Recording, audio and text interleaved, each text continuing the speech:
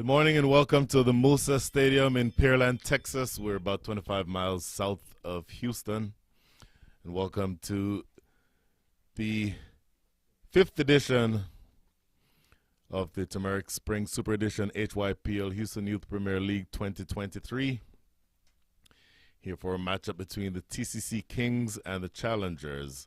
The TCC Kings have been asked to have a bat. Bowling side, the Challengers have decided, Captain Josh Trump deciding to bowl first. And interestingly, they started bowling with a left arm orthodox spinner Nabil Chowdhury, but he got treated relatively rudely by the two opening batters, Tanaf Wasi and Matthew Trump. In fact, it's just Tanaf Wasi who took 11 from that first over with a 4 and a 6. And now we're looking to see if we can pull things back a little bit if you are the Challengers, because after having decided to bowl first, you'd want to make sure that you get better utility out of the conditions than what you showed there in the first over. This is Brian Walters. Happy to join you all from, again, the fantastic MOOSA Cricket Stadium. For those of you who are not aware, it is one of two officially ICC certified stadiums in the United States of America, the other being in Lauderhill, Florida, just outside of Miami. So this is one of the more awesome stadiums that you'll find anywhere in this country. And of course, ICC certification certainly will lend credence to that statement. Bowler coming now from the northern end, that's the Massey Ranch. Check that the Pearland end of the stadium is Anirudh Bolisetti. Bolisetti, right arm pace bowler. He's bowling now to Tanaf Wasi. First delivery wrapped on the pad. Boy, everyone appealing. Square leg is appealing.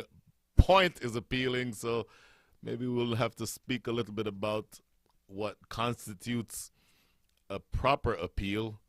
And umpire Cameron Best, operating from that Pearland end, will not like being yelled at and rushed at by several fielders all at once. Umpire Cameron Best operating from the Pearland end, and I'll get to the other umpire shortly. Short outside off, and it's kind of a late cut. That may run all the way down to the boundary. No, cut off. And they get a single, but in fact, looking here at umpire Cameron Best, his signal is for a leg by, so that obviously came off the pad. So Cameron Best, for years, one of the better wicketkeeper batters here in the Houston area. And a point of personal privilege, when I played cricket here in Houston, he was my captain. So I know him very, very well. Now transitioned these days into a very respected umpire. And the umpire standing currently at square leg, operating from the Massey Ranch Road end, is Altaf Mahisania. So a couple of interesting deliveries here. First two deliveries by Anirudh Bolisetti have found the pad. And after courtesy of a leg by, this is now Trump on strike. Matthew Trump just defending this one into the offside for no run. Into the leg side, pardon me. So an interesting matchup. Obviously, we speak of the two young, exciting Trump brothers. Matthew probably, I think, fits more in the category of all-rounder. Opening pace bowler, very good opening. He's opening the batting today. Usually bats down the order, at least when he plays in the adult leagues. But both of them, and we'll speak about them throughout the day, really good. Wrapped on the pad again. So 3 out of 4 deliveries have found the pad of the batters, which tells me there's a little bit of movement taking place by Bolisetti. Generally a very good bowler. And he tends to hit the deck relatively hard, but you know him more as a pace bowler than as a swing bowler. But obviously, that ball is moving around so much so that he's found the pad 3 out of 4 occasions. And certainly a better over so far than the first over. This one outside off, and umpire Best for the first time raises the arms to signal that that one will have to be rebowled. So once again, this is the Turmeric Spring Super Edition, Houston Youth Premier League 2023. This matchup is the TCC Kings and the Challengers. And this is just, if you're interested in youth development, and if in any way you want to see what cricket looks like in this country several years from now, you're seeing the beginning portions of it right here with these young, exciting cricketers. And I think you're going to be able to see the talent on display. Some of them are already very highly regarded. I spoke about the two Trump brothers.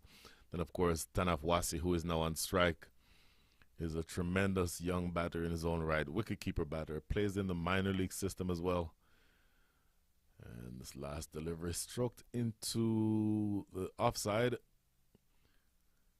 And a couple of throws for no run. So that should be the last ball here in the second over.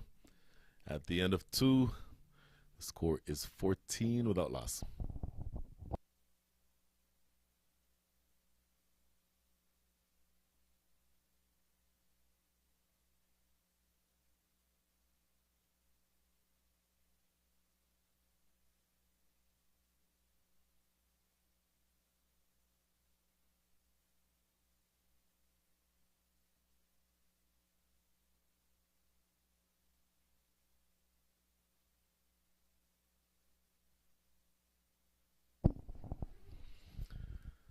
So 14 without loss.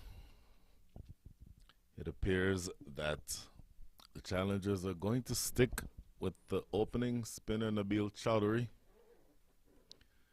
Nabil Chowdhury's first over going for 11 runs. He'll be looking to back off of that. You get the sense, because he's a left-arm orthodox spinner bowling to the two right-handers.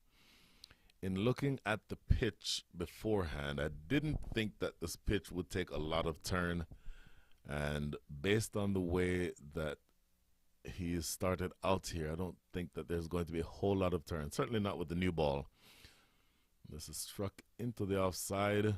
Good diving attempt there by the fielder, short extra cover. And they run through for a single. So looking at the field, as you would expect, there is a fielder deep down here at long on in front of us. There's a fielder at straightish mid-wicket, both on the boundary, everyone else inside the circle. Tossed up and stroked to mid-off. Oh, look at this. Oh, direct hit there. Could have been trouble.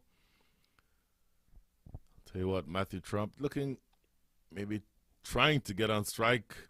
Tanaf Wasi turning him down. I think that was the right decision, but almost left Matthew Trump short. A good, accurate throw that was a direct hit may have been some concern. Pushes this one through. That's a better delivery. So far, a much better over, has to be said, by Nabil Chowdhury. And he definitely starting out in a little bit more accurate fashion. This one is tossed up, and as soon as I say that, he delivers a full toss outside off and easily helped over the offside. You do not need any special invitations to play that shot if you're Tanaf Wasi. And I just mentioned that the two fielders who are outside the circle are on the leg side, as you'd expect, down here at long on and deep mid wicket. So everyone else inside the circle on the offside, and that ball was just helped over the offside, easily running away for 4. Shorter and a better delivery. Appeal.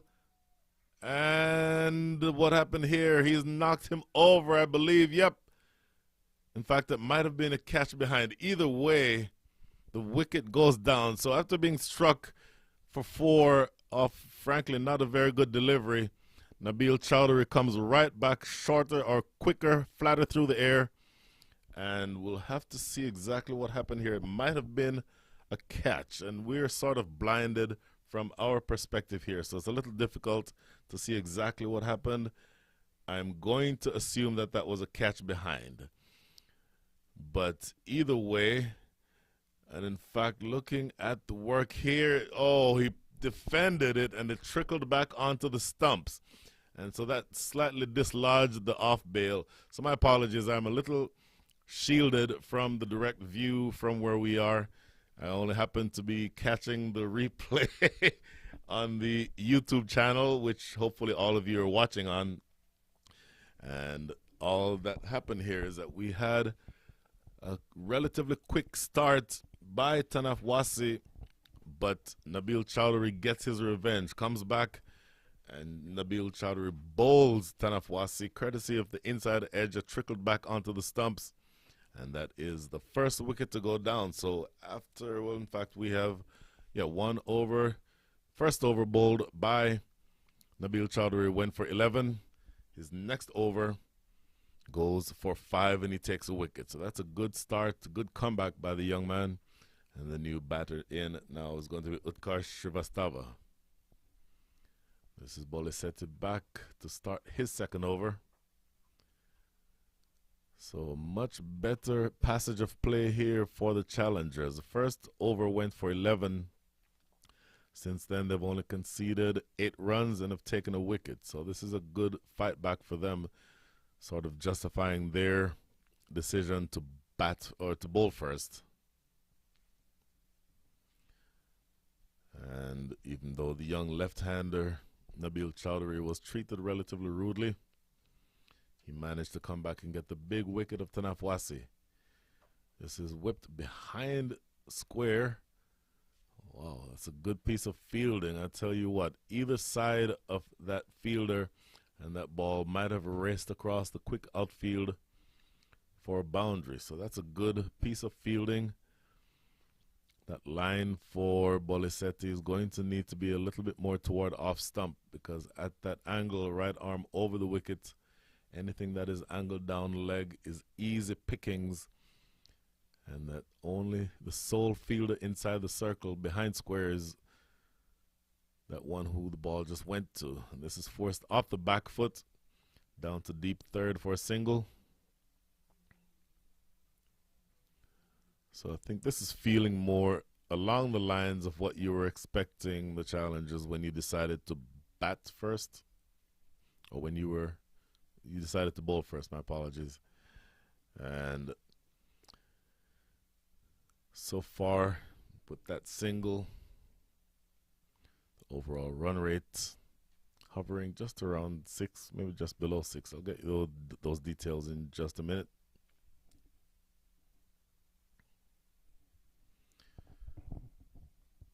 We are in Pearland, Texas. We are just a little south of the 4th largest city in the country, Houston.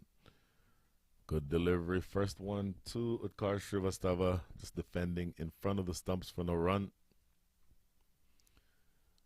City of Houston, which is the largest city in Texas, and again the 4th largest in the country, has really seen the growth of cricket in the last several years, let's say the last 2 decades.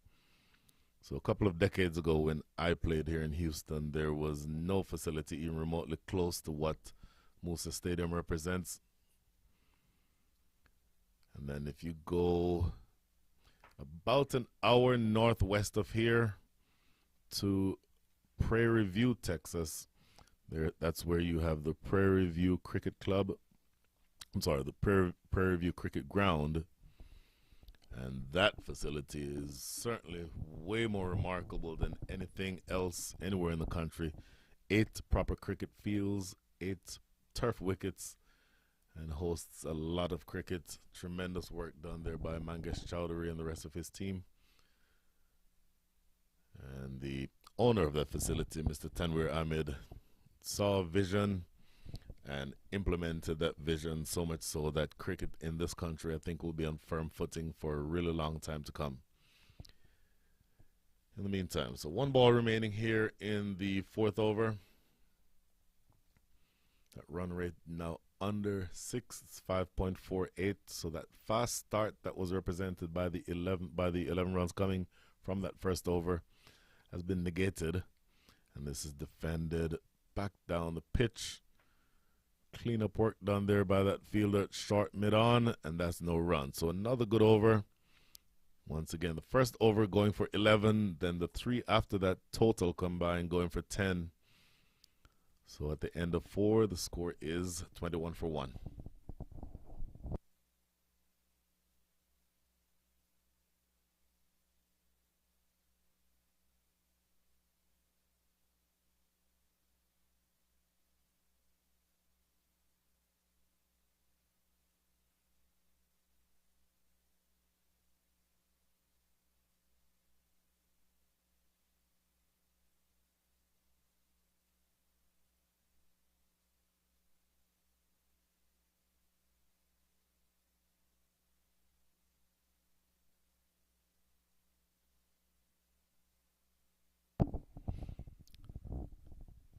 $21 for 1. Going back to Nabil Chowdhury to bowl his third over. Left arm orthodox, bowling around the wicket. Spears it in toward the pads of Utkarsh Srivastava. He's been there now for 3 deliveries. Scored 1 run.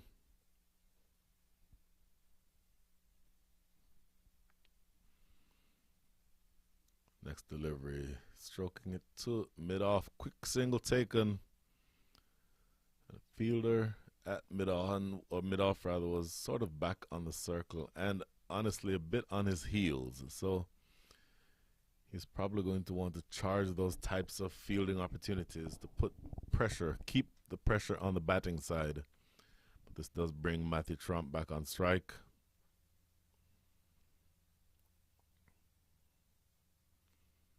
And just stroked down to that fielder. This is Aaron Nadkarni at long on. You'll see Aaron Nadkarni with feature with both bat and ball. And of course, Aaron Nadkarni is the son of the great Sushil Nadkarni, former U.S. national team captain and the best batter by many instances or by many yardsticks that has ever played for the red, white, and blue. These days is a director with USA Cricket, the organization,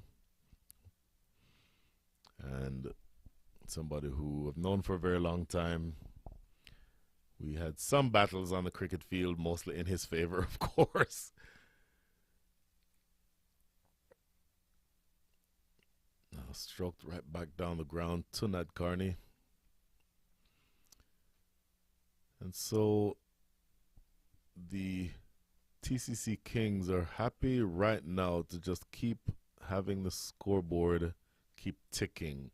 Haven't hit big for a while. The big shots have sort of gone away, mostly due to good bowling.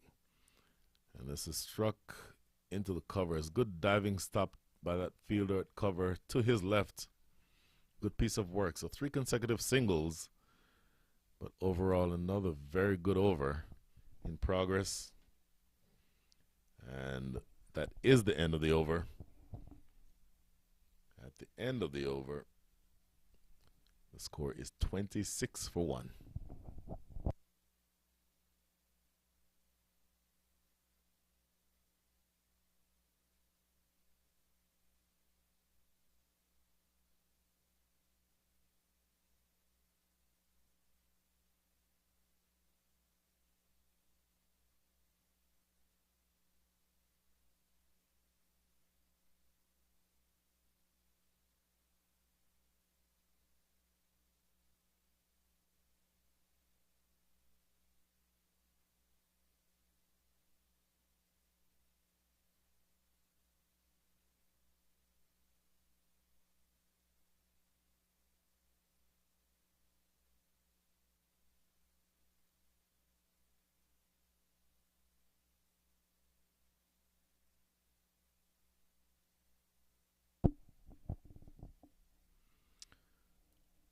Well, we just spoke about him, and he's now into the attack. Aaron Nadkarni bowling right arm over the wicket, bowling from the Pearland end. And he'll be looking to apply the pressure and continue what so far has been a really good start.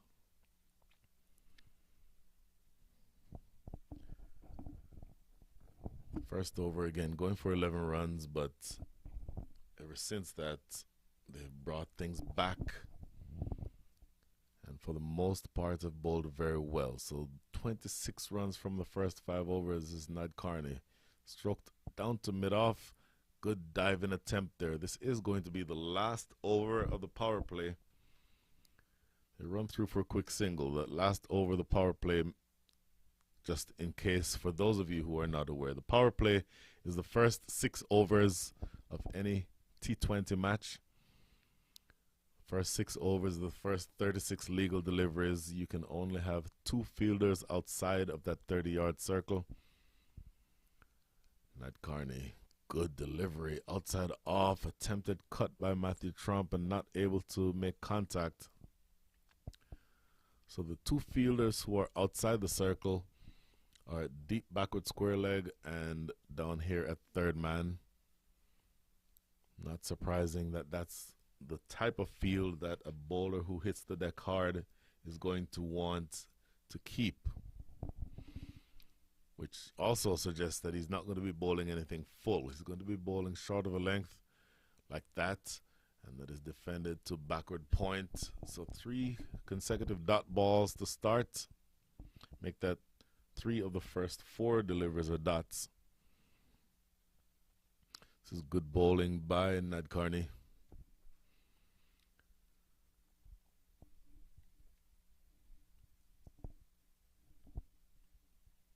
Tall right arm fast bowler. Short of a length, and again, this is excellent bowling to his field. Bang on target, hitting the splice of the bat.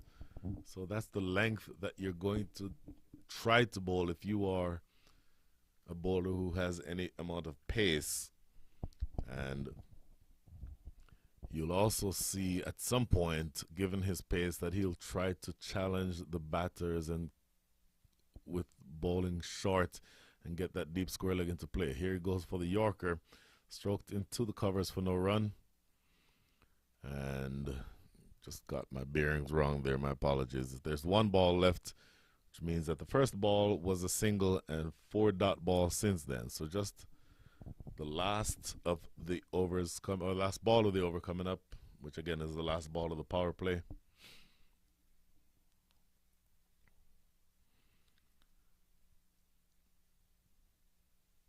Looking big, Matthew Trump, losing his shape slightly there, and you see him hold his head back because he knows that he may have missed out an opportunity. That was fuller than the typical delivery that Nad Carney had been bowling, but Matthew Trump not able to cash in. So just a dot ball to end things here in the 6th. A single coming from the first ball of that over, and 5 dot balls the rest of the way. So once again, after an expensive first over that went for 11, the 5 after that have only gone for 16 combined. So good, proper, accurate bowling so far by the challengers. At the end of 6th, the score is 27 for 1.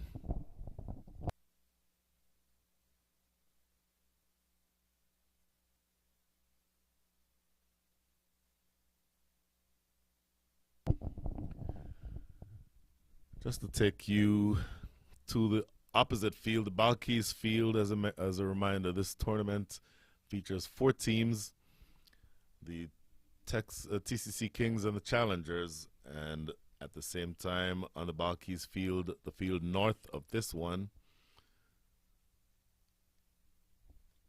there's the other game that is going on between the Texas Skywalkers and the Katy Raiders. That game started out a little bit faster. Texas Skywalkers batting first. They are 48 for 2. The batters are Arjun Mahesh, 27 from 21 with 2 4s and a 6. And Aryan Satish, the captain, has just come to the wicket at the fall of the most recent wicket. That most recent wicket would have been Rahul Basu. He scored 10 from 7. And Arjun Mahesh still batting. Rishi Ramesh, the young, exciting batter from the Dallas area, plays for the Dallas Mustangs in the minor league system. But he failed with the bat today, 5 from 11. So the scores on that game, or in that game, Texas Skywalkers 48 for 2. Coming back here to our ground, or to our field, this is the final over being bowled by Nabil Chowdhury. So far, 3.4 overs, 1 for 23. Really good comeback for him. Once again, his first over went for 11 runs. And this last 2 balls remaining in his spell. Tossed up delivery. And this is wide of that fielder, Ned Carney, coming all the way across, making the 25 or so yards to his right. And a good throw that comes back into the non-strikers end. So a couple more runs. So 1 ball remaining here in Nabil Chowdhury's spell. He's shown himself to be a good bowler, and good on him to come back from a relatively ordinary start. This next one is another full toss, and it's struck into the gap, piercing, extra cover, and long off, and going away for 4. So that is, after having started his spell very expensively, pulled things back, but here it gives up another boundary to close things out. Overall, his spell is 4 overs, 1 for 29. And he'll be satisfied with the middle part of that spell. Not quite as satisfied with the beginning over and the last over. But either way, 35 for 1 is the score after 7. And we're having a quick break. Looks like drinks for the players. We'll be right back.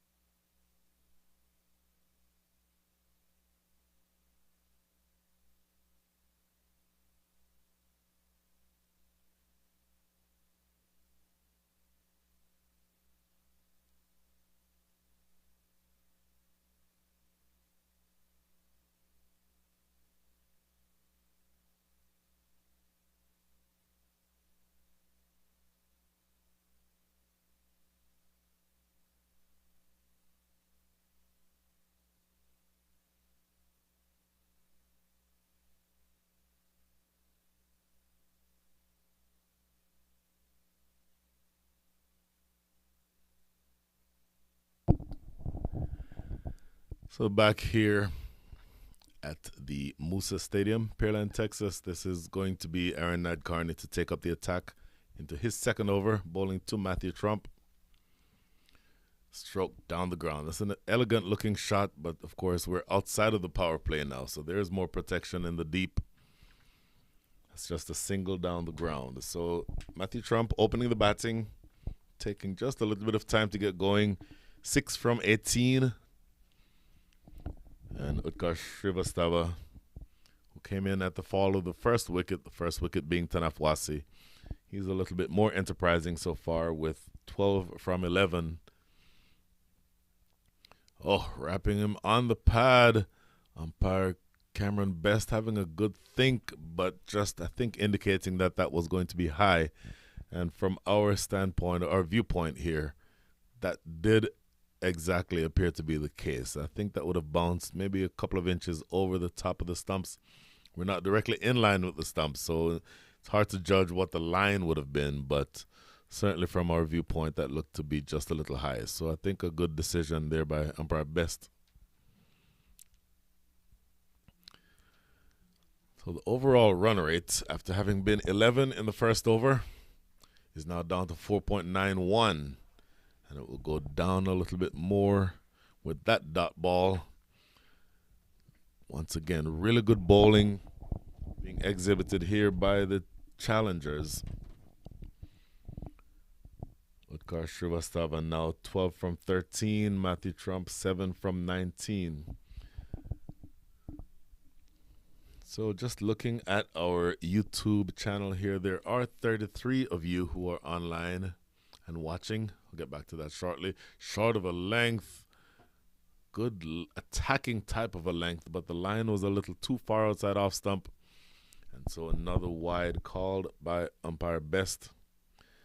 So once again, there are 33 of you. Make that 34 of you watching online right now. So it tends to be a little bit challenging to talk solo for 3 hours at a time. So if any of you want to jump into the comments, as this is helped down behind square that may run away to the boundary. It does. The line a little too straight by Nadkarni, and expertly helped off his hips by Srivastava. That goes away for 4 down to fine leg. So that is another boundary. And a good piece of batsmanship. Just helping that one. Not any flourish in the shot at all. Just helping it around the corner. And now in response, you'll see Nadkarni drop that fielder back to fine leg on the boundary.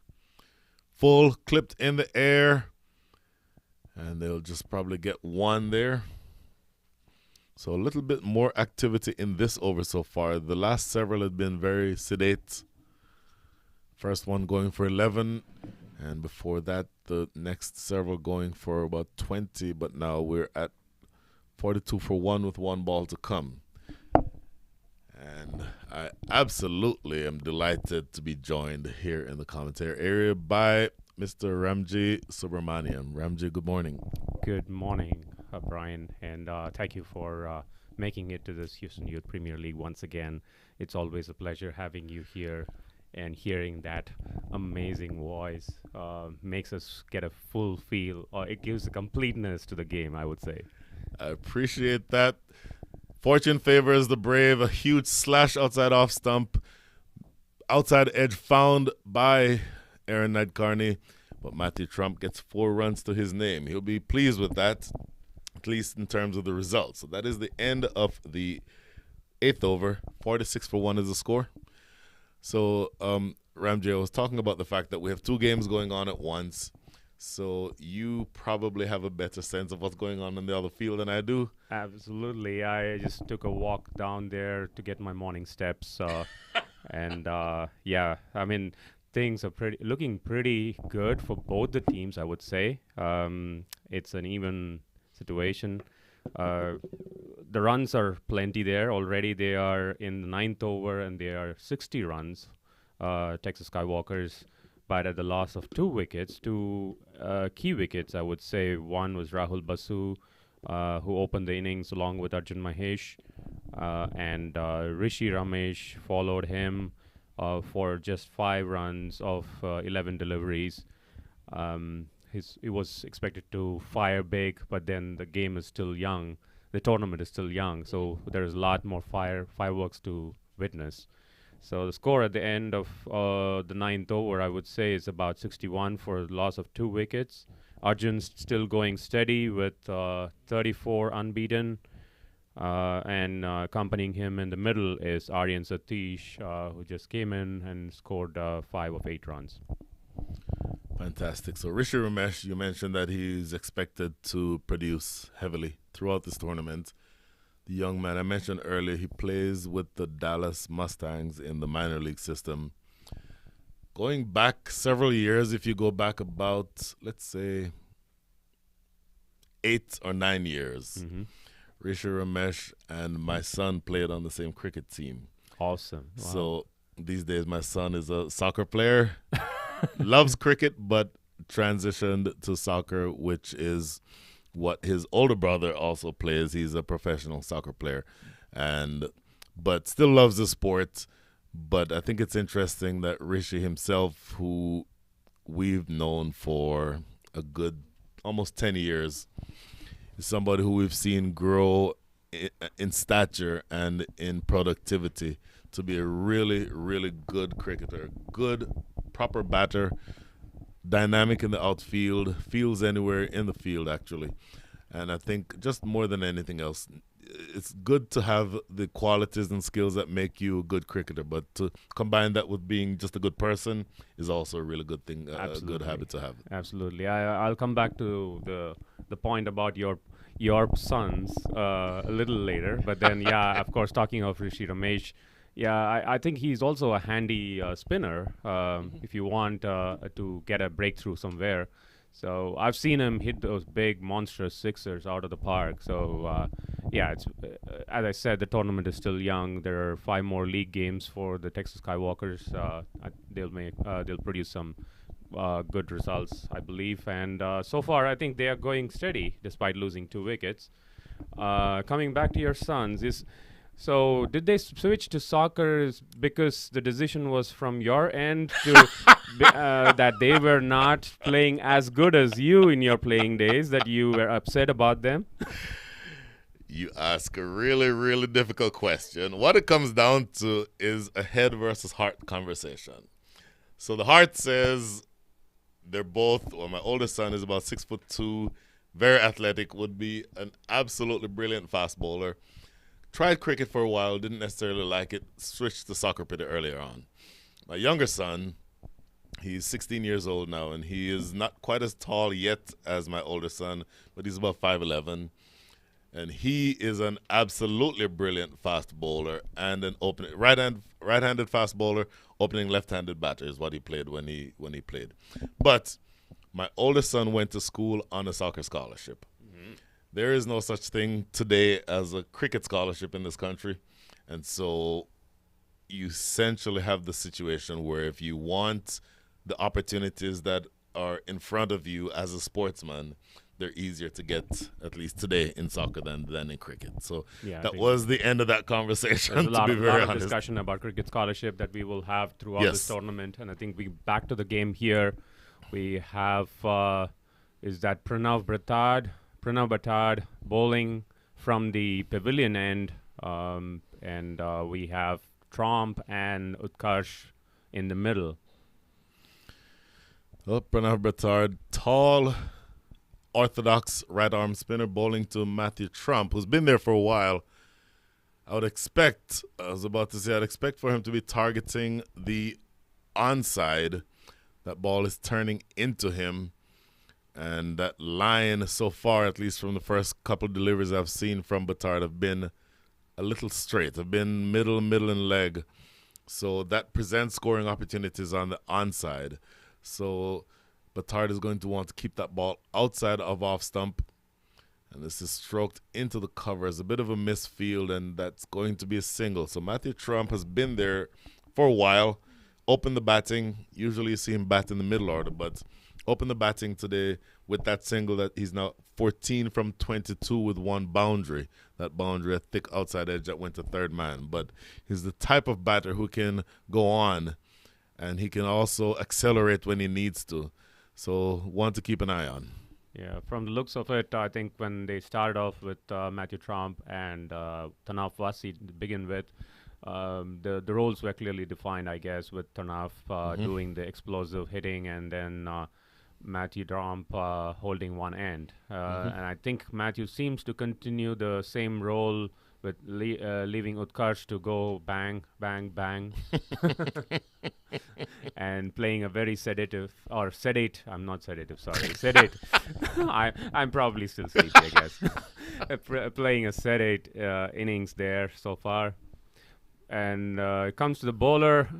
The height and the physique of Pranav Batard gives me a feeling of seeing someone like Ravi Ashwin bowling from the pavilion end. It's really interesting that you say that. I was thinking the exact same thing. That is the end of the 9th over. With that single, the score is now 53 for 1.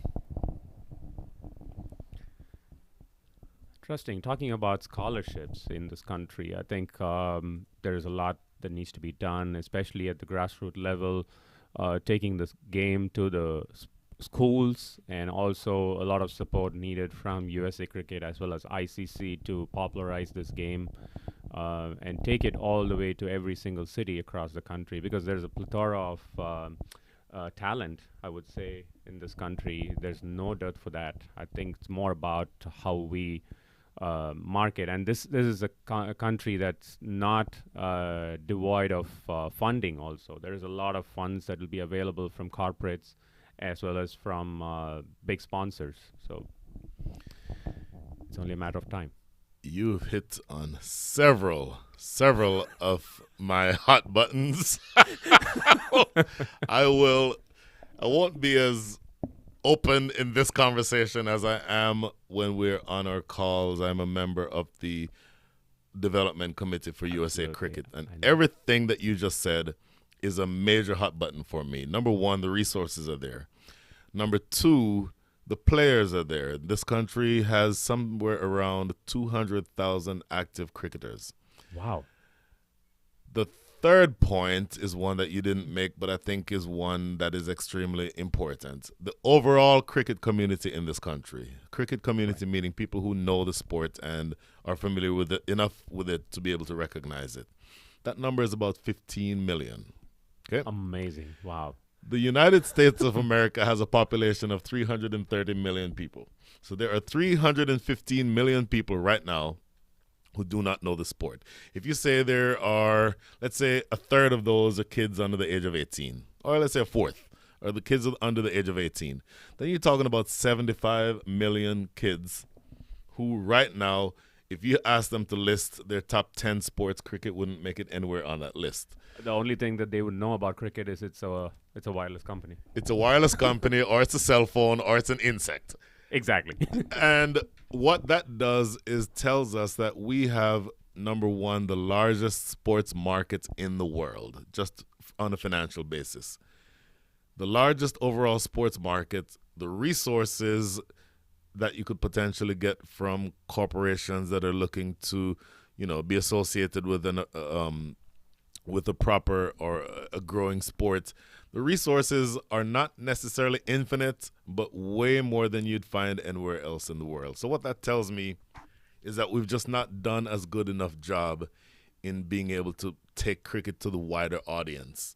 And to the extent that the opportunity is there, and to the extent that we need to keep doing what we can to get there, it's a truly important part of our overall initiatives going forward. And you mentioned the national body. I won't spend a lot of time on that. I'll say that we will probably be a little bit more successful later on than we are right now. And that's all we'll say about that. Let's not turn this into a political conversation, because there is a game going on that we'd like to talk about. In the meantime, this is Viraj Ejner, who's bowled so far a really good over. 1 ball remaining here, has conceded 4 runs. He's known in the Houston circle as a mystery spinner, and he has some really excellent records, bowling several maidens in a game. I think, if I'm not wrong, he bowled 6 overs, 5 maidens, and 4 or 5 wickets in a game. He was like he is a different class altogether. Fantastic. So his first over goes for 4 runs. That appeal for LBW with that last ball turned down by umpire Cameron Best, but a very successful over. So at the end of that over, 57 for 1 is the score after 10. Yeah, just a quick update on the other match that's happening here at Balkis. The 12th over in progress. Texas Skywalkers have lost yet another wicket of Aryan Satish, and Aryan Patel takes the wicket. Now comes in Sachin Selvakumar, who's a pretty tall, well-built player, equally capable of hitting those big shots. Joining Arjun Mahesh in the middle, who's going steady and strong at 42 with 3 boundaries and 1 big hit over the fence. So you mentioned Sachin Selvakumar. Very first match that my son played with Sachin, and the first ball that was bowled to him as this is sliced away over the top. They'll probably get 2 if they run. Yep, in fact, pretty easy. Yep. So the first ball that he faced in a match was bowled to him by Sachin's brother, Surya Selvakumar. Wow. Okay. So Sachin and Surya were playing on separate teams. My son happened to be playing on the team with Sachin. So we've known these kids for I think he was 7 at that time, so it's been a while. Oh, stroke down the ground. Good looking shots. The other heartening part of this whole thing that we see here is kids who have taken up to cricket at the age of 6, 7, have continued to play the game even if they are in the high school and going into college. So it's not that they get taken away with all the baseball and soccer, football, basketball kind of games that are being popularized in the country. I think the interest and the passion to continue the game is still there with the kids, which is definitely a welcoming scenario. It's absolutely welcoming. I think you're bang on target. Struck, good piece of fielding at mid-off. That ball almost had him, as they say in baseball, in between hops, but he managed to get the body in front of it so the ball couldn't get by him. Going back to the Facebook comments, I see a comment here from someone who is going to be very important, I think, for the development of a couple of these cricketers. As that struck away, that might go for 4. That is a good-looking shot. For me, that's the shot of the day. Through the offside, struck beautifully, piercing that gap between cover and extra cover, and no way that long off could have gotten around to be able to get that. That was a brilliant shot. It just travels like a bullet there. There was no way anybody can get in the way of it. Fantastic. But as I started saying on the comments, good bowling by challengers is a comment. Oh, knocked him over. Speaking of good bowling. Oh, that shot was more of a suicidal thing. In my opinion, the ball was bang on in front of the wicket. Why was he even going for a sweep shot? So, Ramji, I'm probably a little older than you, but both of us have been around for a while. You would not have seen a shot like that even 10 years ago. Definitely not. These days, that type of shot, you have to applaud the innovative nature of it, but you have to use it you have to be judicious about when to play that shot. Exactly. And the delivery that is dead straight, that is hitting middle stump, is probably not one you want to walk across and try to flip to fine leg. So I admire the enterprising nature of the shot, but I think Utkarsh probably should have just played that one straight down the ground. He was going very, very well, but he perishes to, I would think, probably arguably a suicidal shot. 27 from 27 with 3 fours, and the second wicket falls. So I've been trying to say the person who mentioned earlier good bowling by the challengers is Brett Trump. Brett is the father of both Matthew and Joshua Trump. They're playing in opposite teams today. They're playing in opposite teams. It'll be interesting to see if Matthew edges one, if Josh will catch it. Yeah, Matthew's going to say, not a chance. Exactly. But I told Brett earlier that it would be interesting to get his opinions at some point. Probably today, Brett, since both the kids are playing today. Maybe sometime in the next several minutes as this is launched for the first 6.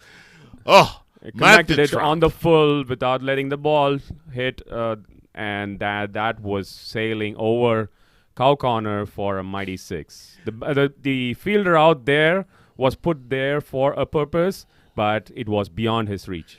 Wow. I'll tell you what. Matthew Trump has hit several 6s in his life. That will be one of the easier ones that he'll ever have to hit. It was a loopy full toss, just probably knee height by the time it got to him. And he's been there long enough now. He's faced 29, make that 28 balls. And he did not have any trouble at all putting that one away over mid-wickets. And one of those unusual loose deliveries from Viraj Ejner, who generally has a very good control on his line and length, but was given the treatment that it deserved. Right. So he'll be looking to at least pitch this one. Better delivery. Yeah, good comeback this time. Just a single, pushing the ball towards the long off region for a single. So now on strike is Shanak Marathe. Shanak, right-handed batter. Viraj Ejner so far 1.1 overs. Make that 1.2 overs. None for 11.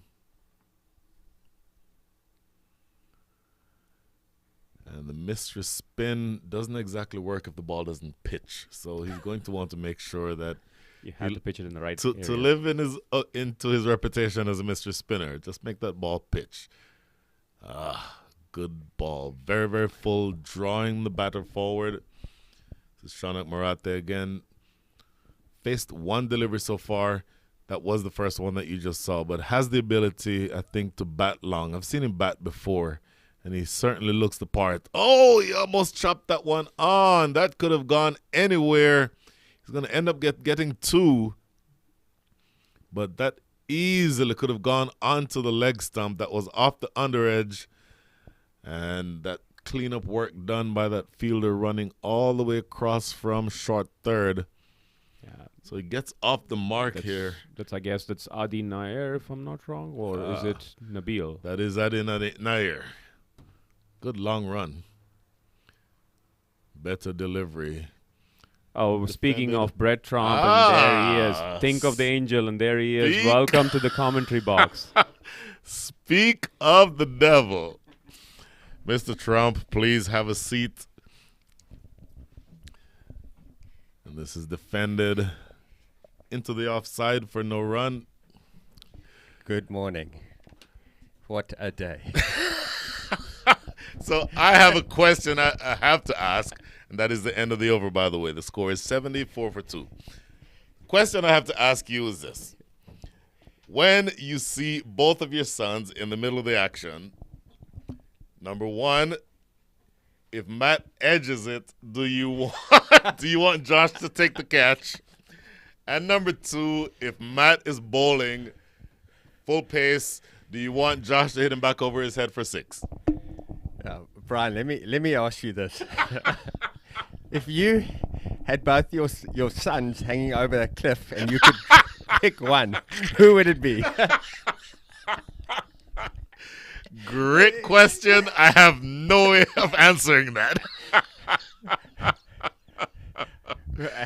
No, for me it's cricket. Cricket must win today. Sure.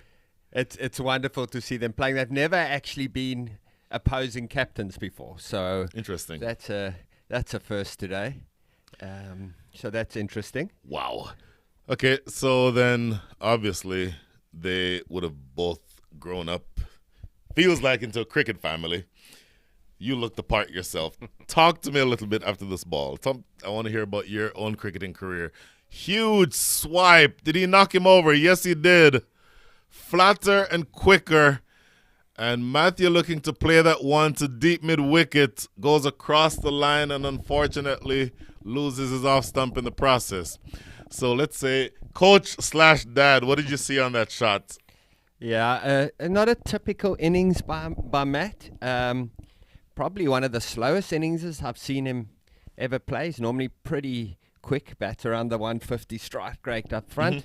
So something just not quite right with his game.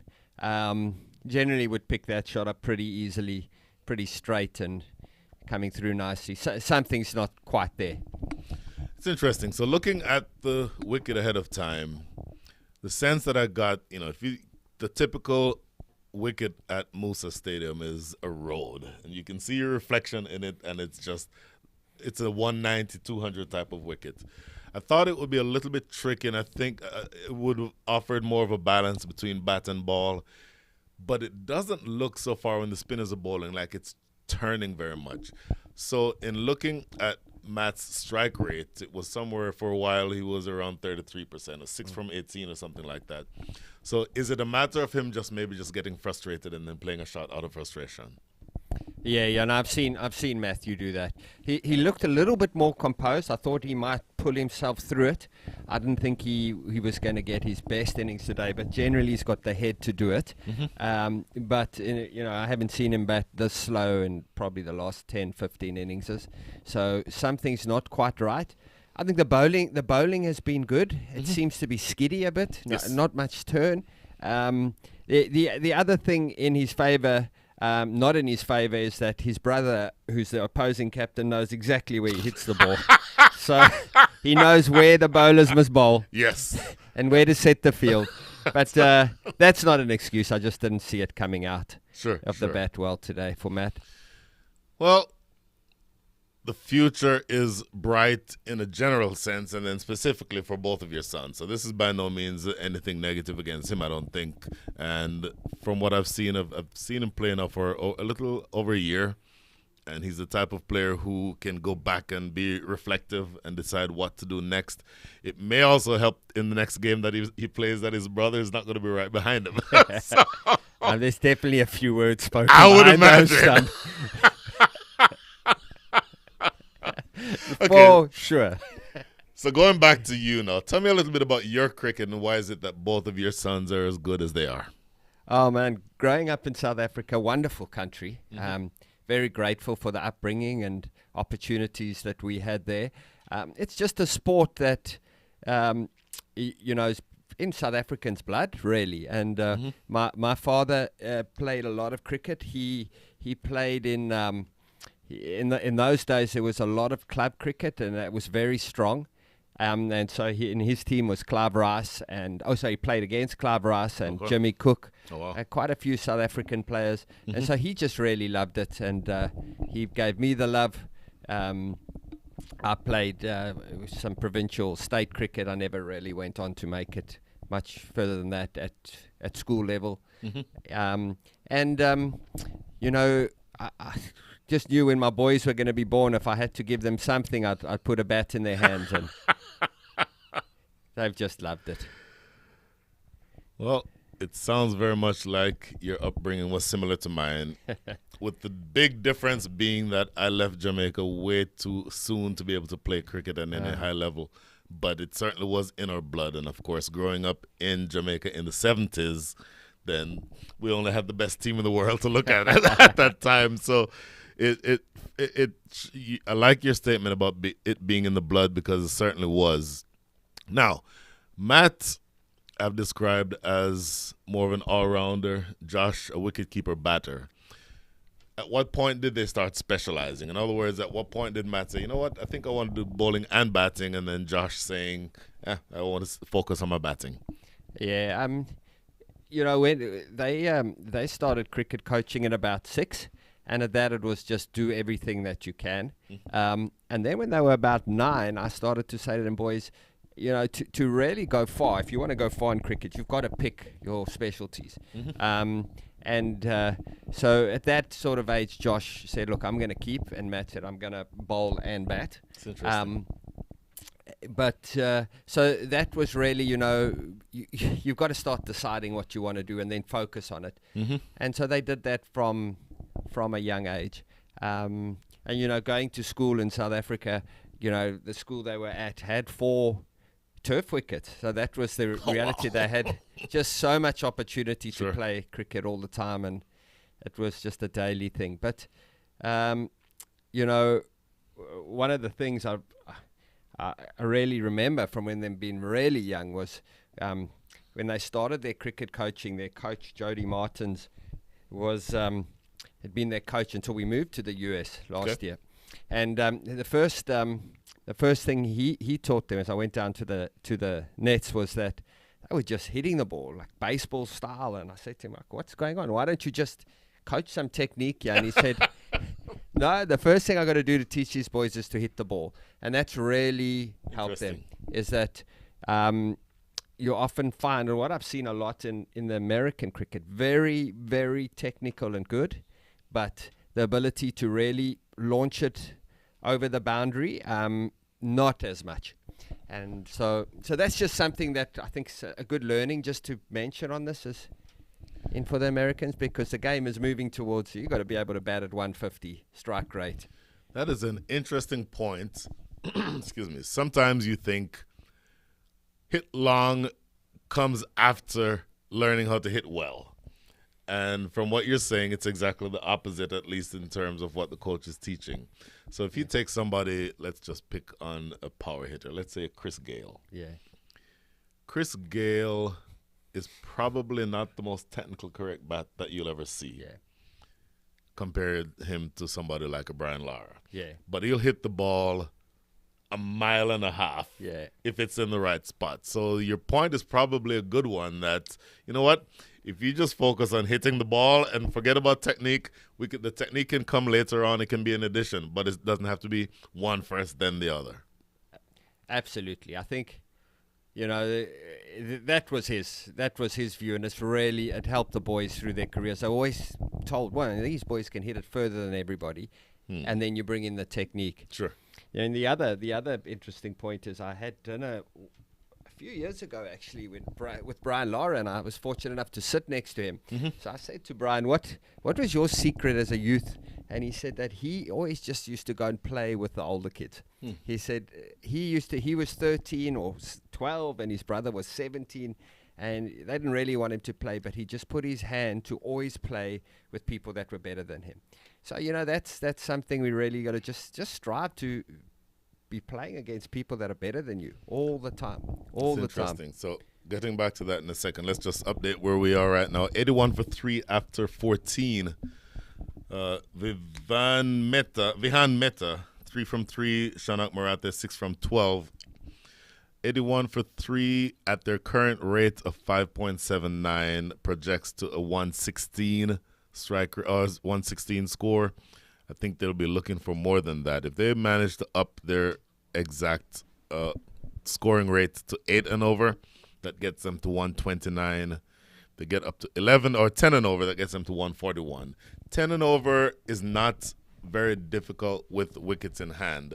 But the question to be asked is the bowling that you've seen so far, and many of the bowlers, the top bowlers so far, have been either bowled out or close to being bowled out, will they be able to accelerate towards the back end? That's something to be able to look forward to the rest of the way.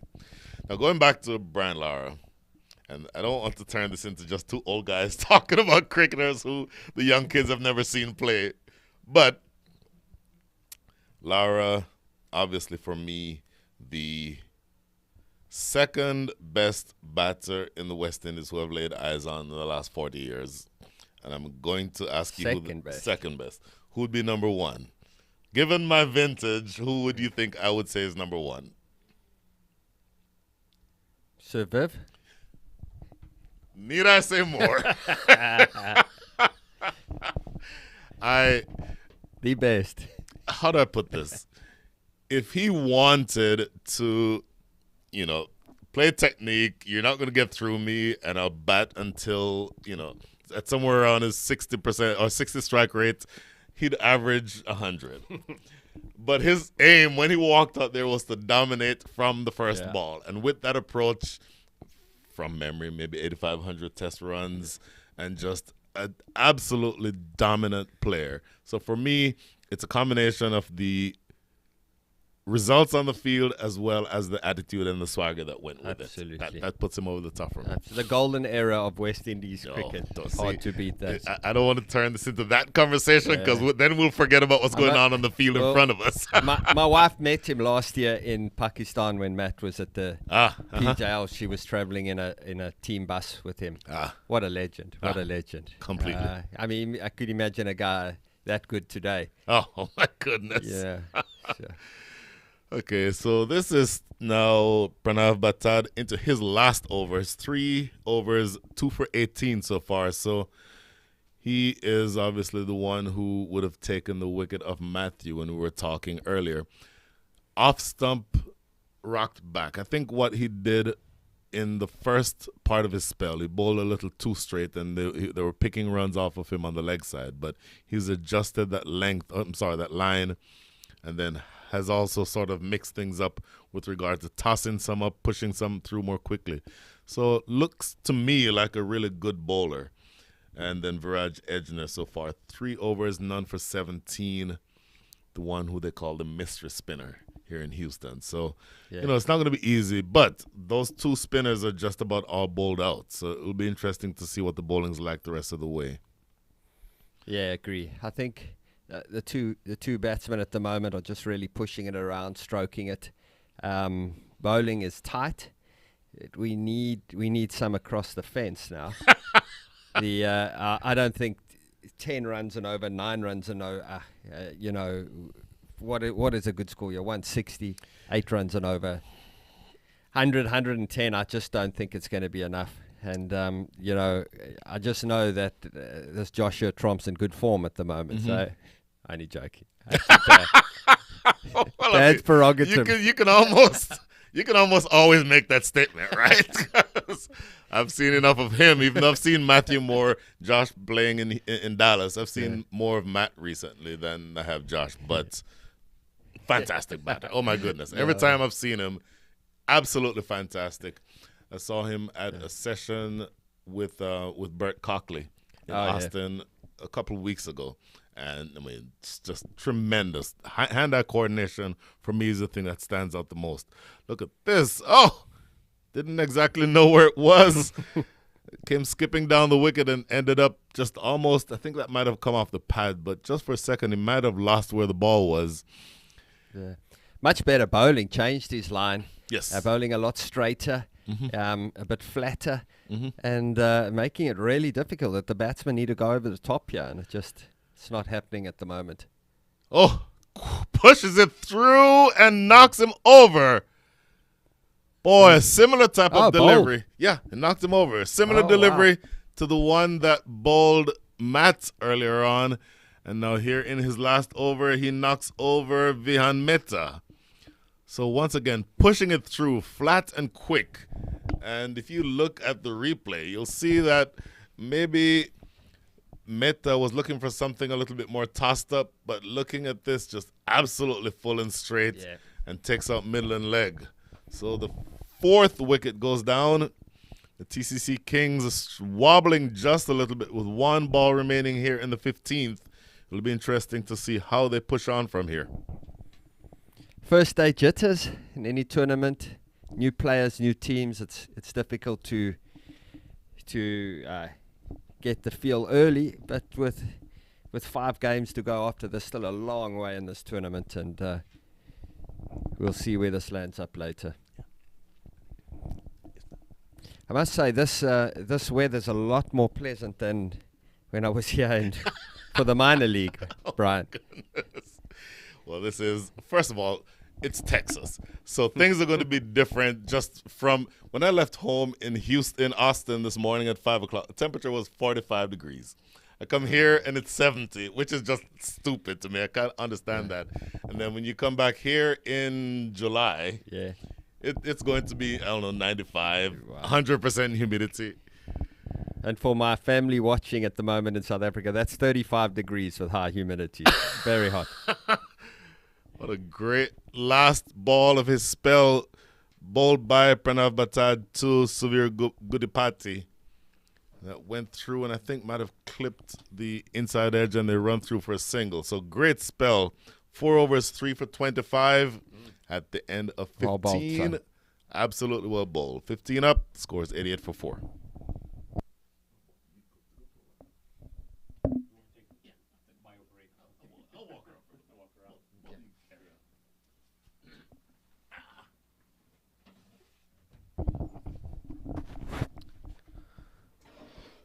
Thank you, Brian. I know you're getting jealous with me getting the morning steps, and now Brian is heading out for catching up with his morning steps.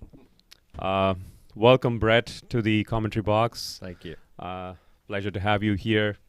So far, enjoying the game? It's amazing. Amazing weather, great atmosphere. Lovely to have all the teams playing next to each other. Wonderful opening ceremony, moving national anthem. Just a wonderful day. Yep. So I think this must be your first experience of the Houston Youth Premier League. Any first thoughts on how it's going on so far?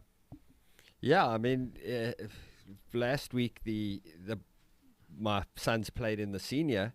I wasn't there. My wife was there.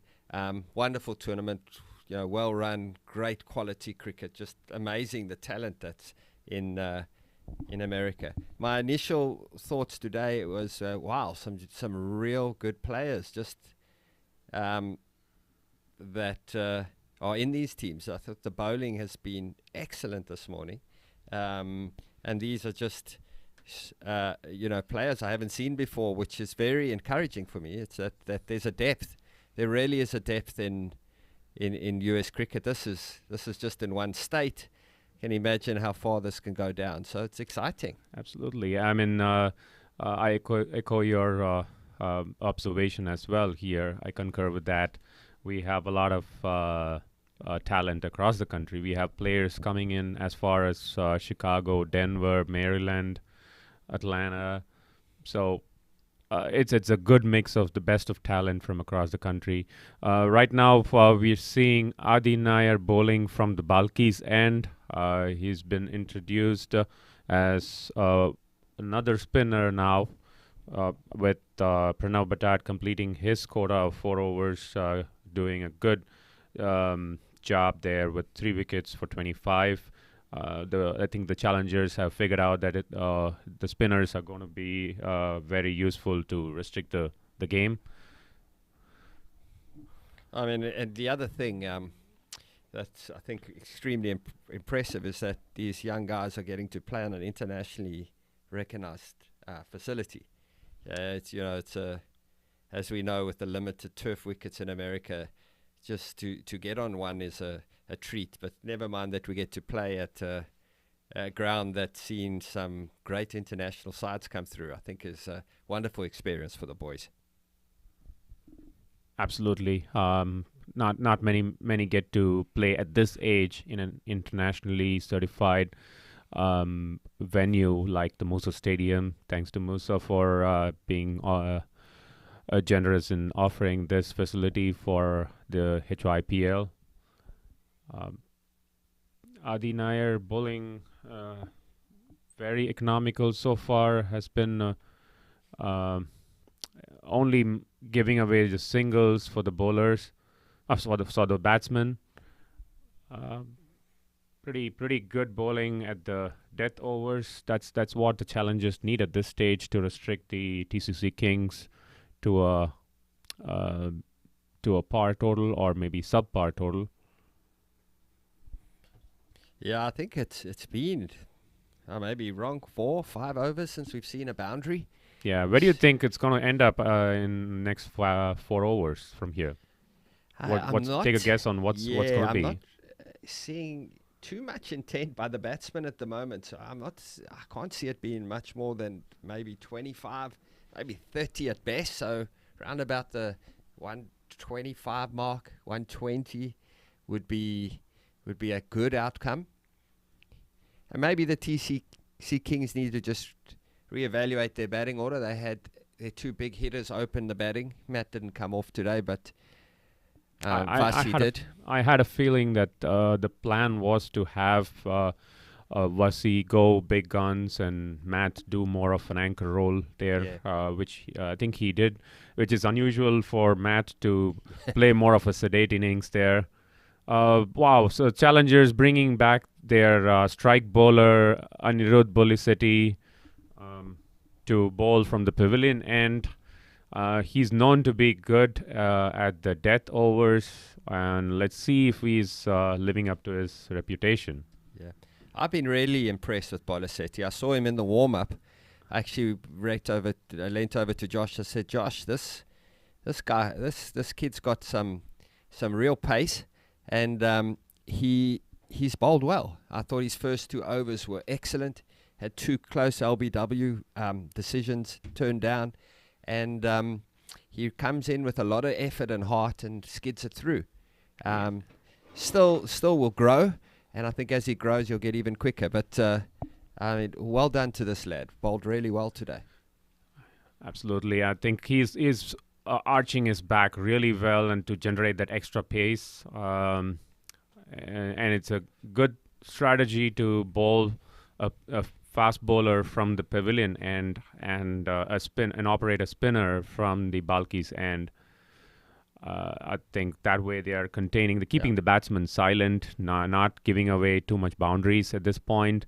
Whereas TCC Kings would like to have more boundaries coming in the death overs to get past that par score. I would say at this stage should be anywhere in the 125, 130.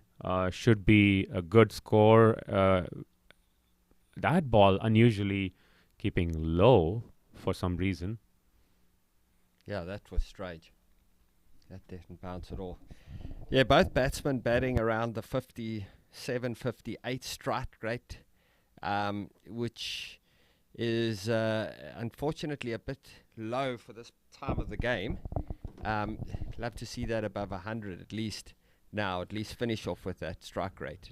Yeah, it might be also too early to say if this is the par score on this ground, because as myself and Brian spoke this morning during the pitch report, the pitch itself looks very different. It's version 2.0 of what we have seen in the past. It used to be reflecting our face in the past, and used to be a flat track, a batsman's paradise.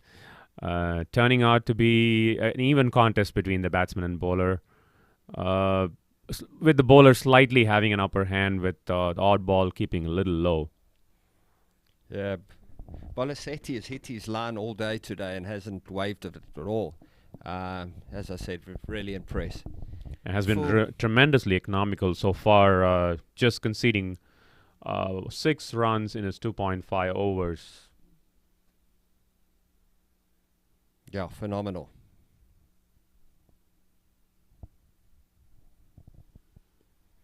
Any update on the other game? We just maybe have a look and so they are about to wrap up the first innings. They are 120. Texas Skywalkers are 125 for the loss of 4 wickets. Sachin Selvakumar and Abhinav Chaudhary in the middle. I think they are going good in terms of the run rate, currently at 6.4. Now the 2 more deliveries left for that innings to conclude. Anywhere around the 130 mark would be a par score, in my opinion. Yeah. KD Raiders actually came back very well into the game after the initial flourish by taking wickets at regular intervals, kept Rishi Ramesh silent, and then took his wicket early on. And Aryan Satish, the captain, not contributing much towards the total score.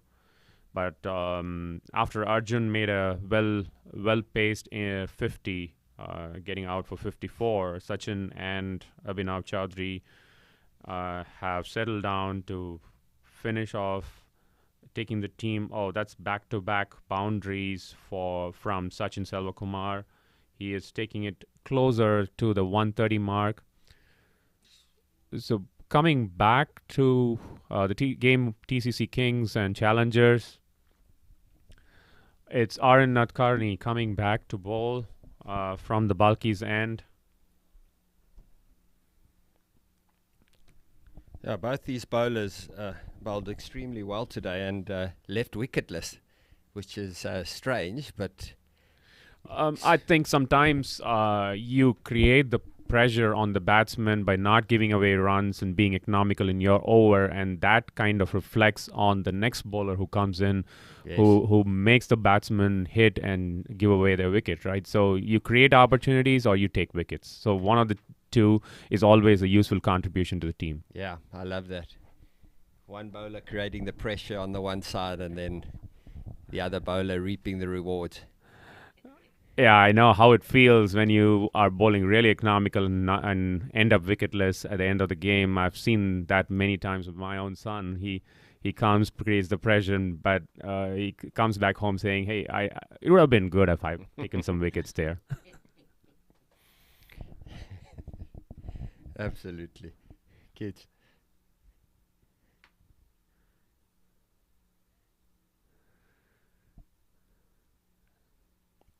Aaron Nadkarni, he's grown from strength to strength over which we have seen in the last 4 seasons of HYPL. His pace, his ability to hit the deck hard, run in with that pace that he has, is definitely called KD Express for a reason. Yeah, absolutely. Another good ball there, keeping slightly low, but hitting his mark, which has just been great today.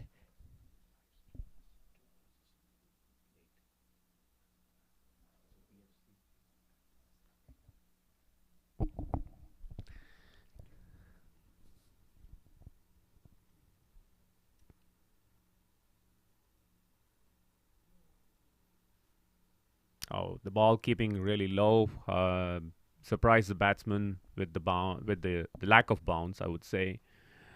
I guess the fast bowlers have figured out a spot in the pitch which they want to target to keep the ball low, unusually low, and makes life difficult for the batsman to go for those big shots. While they switch, that was a deceived slower one. The batsman was expecting it to come to his bat, and in the end, just managed to tap it down for a single.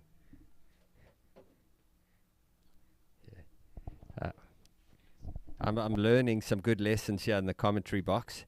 The live feed is a ball or two behind, so I've been commenting on the live, and I've been told by my fellow commentators, you're ahead of the game. I'm glad I haven't screamed out wicket or 4 yet, but yeah, apologies for that. While the next bowler gets ready to bowl, the news from the other ground, Balkis, the game between Texas Skywalkers and KD Raiders. Skywalkers finished with a very healthy total of 135 for the loss of 4 wickets. Sachin Selvakumar remaining not out till the end, contributing a good 37 out of 27 deliveries with 4 boundaries and 1 hit over the fence. Texas Skywalker set a target of 136 and its innings break there.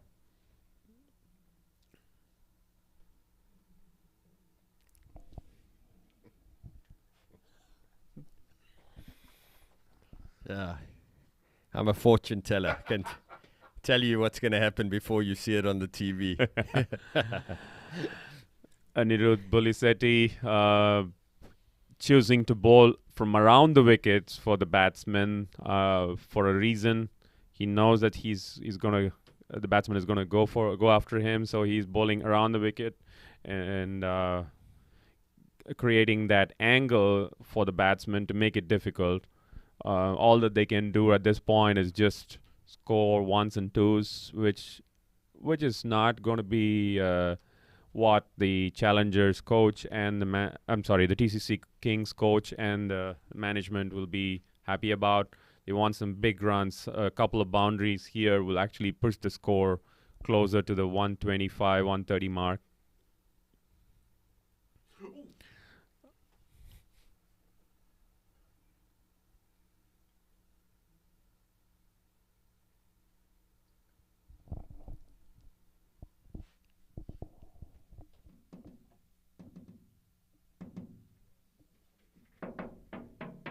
Okay. That ball slipping out of the back of the hand. Umpires just conferring, but definitely a no ball. Yeah, the two umpires talking to each other. The ball really slipped out of Anirudh Bulisetti's hand, going towards the gully area, I would say. Yeah, I was going all the way to the gully area, took an aerial route. Umpires finally, I think they have agreed to call that a no ball. Yes, it is a no ball. And that means the batsman is going to get a free hit.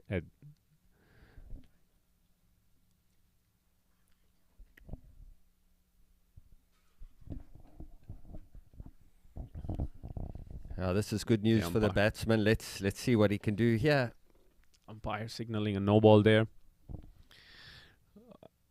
What is the bowler going to do now? Still going around the wicket, bowling away from the batsman. Batsman misses it completely.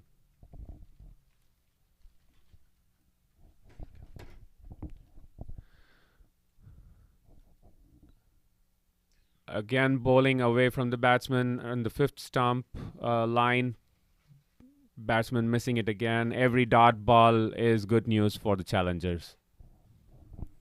Bulisetti doing really well.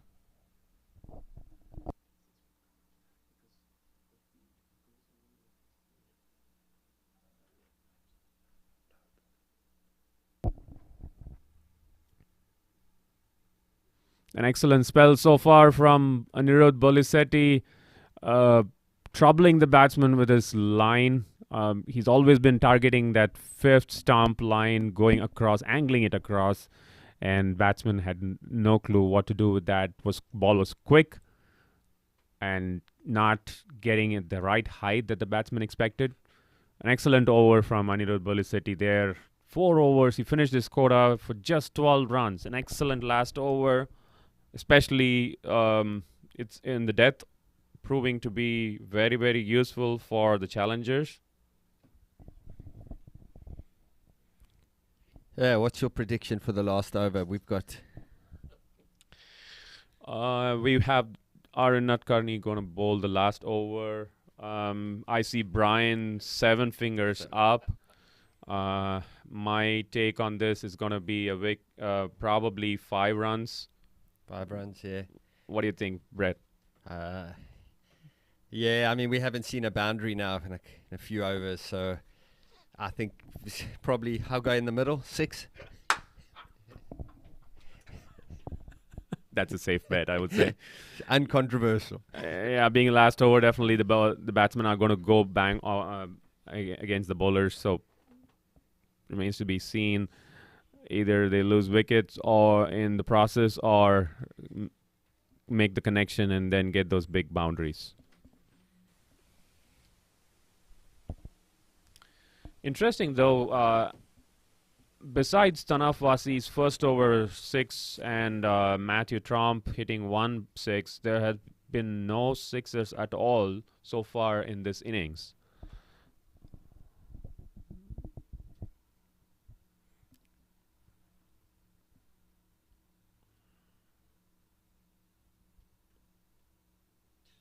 The ball really keeping low. Batsman had no clue with the pace that came in. Just tapped it towards mid-wicket for a single. A fantastic spell here by Aaron. 16 runs, 3 balls left. Is Aaron going to prove all 3 of us wrong by not giving enough runs?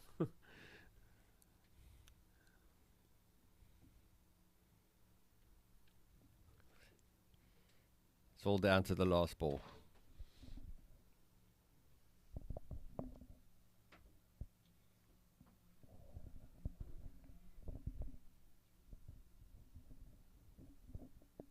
Three runs so far from 3 balls.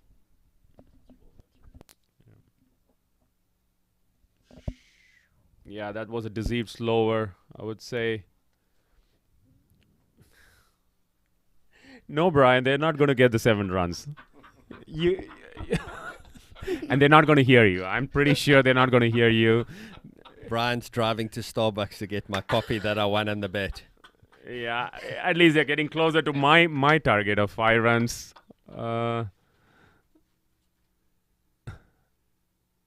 Missed it. That's a dot ball there. Great bowling. Boils down to the last. The game is done. So that's 4 runs. I was close. It was you had to be completely accurate. So there's no winners. I was very close compared to 6 and 7. So yeah, that concludes the innings for TCC Kings. They finished the innings with 109, leaving a target of 110 for the challengers.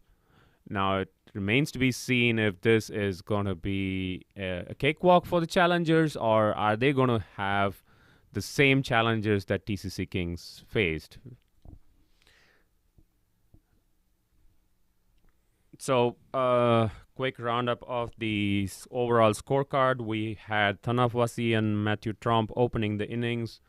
We lost Tanafwasi pretty early, despite having a good first over where he hit the boundary and a sixer. And Matthew Tromp continued with a steady innings alongside Utkarsh Srivastava. Utkarsh also did not fire big, given his reputation, scored a decent 27, contributed to the total. Shaunak Marathe came in. He stood all the way till the end, but a strike rate of 48 in a T20 game, it's a little not very encouraging for the TCC Kings. Vihan Mehta a little bit of contribution there. Was expected big from Vihan, but yeah, as I said, the tournament is still young. There are a lot of records going to be broken as we go along the tournament. And Suvir Gudipati stayed unbeaten at 11 out of 15 deliveries. With 11 extras from challengers, the score stands at 109 for the loss of 4 wickets. And the chase will start in about 10 minutes, I would say. The asking rate would be about 5.45 for challengers.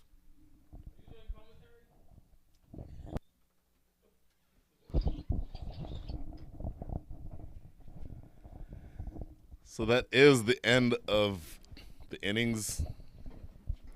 Thank you very much for that summary, Ramji. And Brett. One and only. Brett, it's such a pleasure chatting. And we'll definitely talk soon. In fact, I wouldn't mind exactly when the innings starts again and Josh is batting. I'd be interested in hearing your thoughts at that time when he's at the wicket. So don't go too far. So in the meantime, we'll probably be signing off from here for the moment. We'll be back in about 10 minutes. 10 minutes. So it is now 11 a.m. Central Standard Time. So let's say we'll see you back here in about 11:10 Central Time. For now, signing off from the MOOSA Cricket Stadium in Pearland. This is Brian Walters. We'll be right back.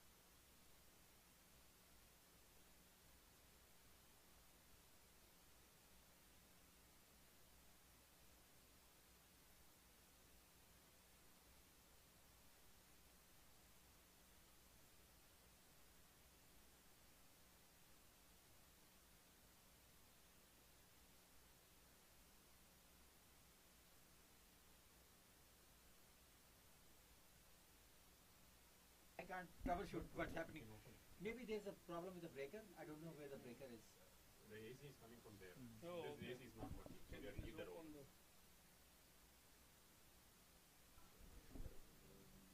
No, for wind. AC. This is not working.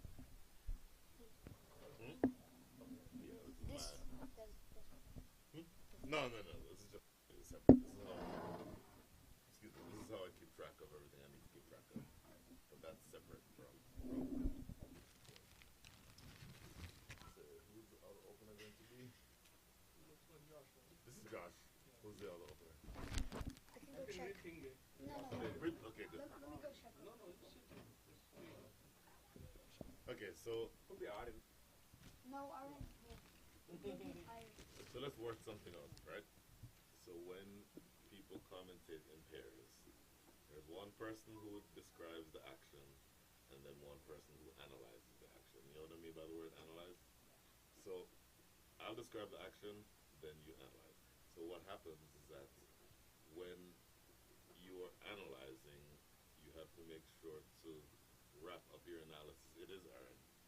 Wrap up your analysis before the action starts for the next ball. So Pretty close on my prediction.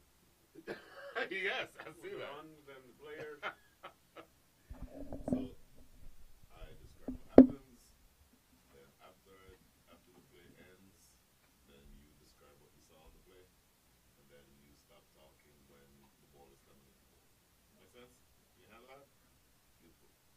By the way, how old are you, John? You're 12? Fantastic. Talk about the HYPL junior to little bit. Sure. Yeah, we'll be talking about that also. Yeah. I mean, that's why we need young people here. Maybe. For that impact reason. You have to do Pratir's job.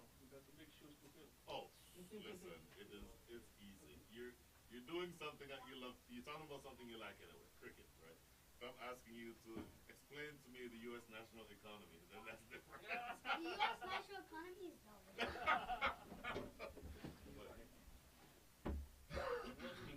Working now. You working? Oh, perfect. I'll come sit here. But we don't have the HDMI. So this will be the. Hang on.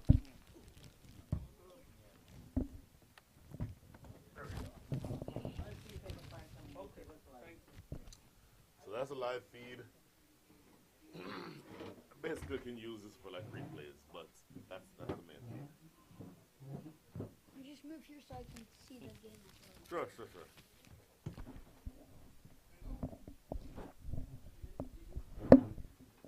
Bye-bye, Uncle. Ready again? All right, good sir.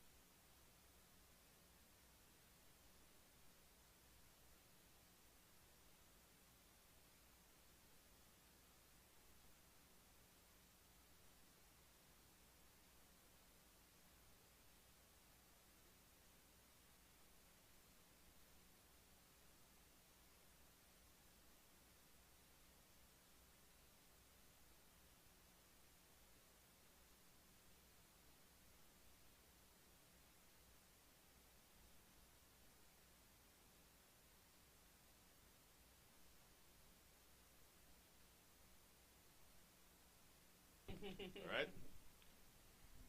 We also got next week.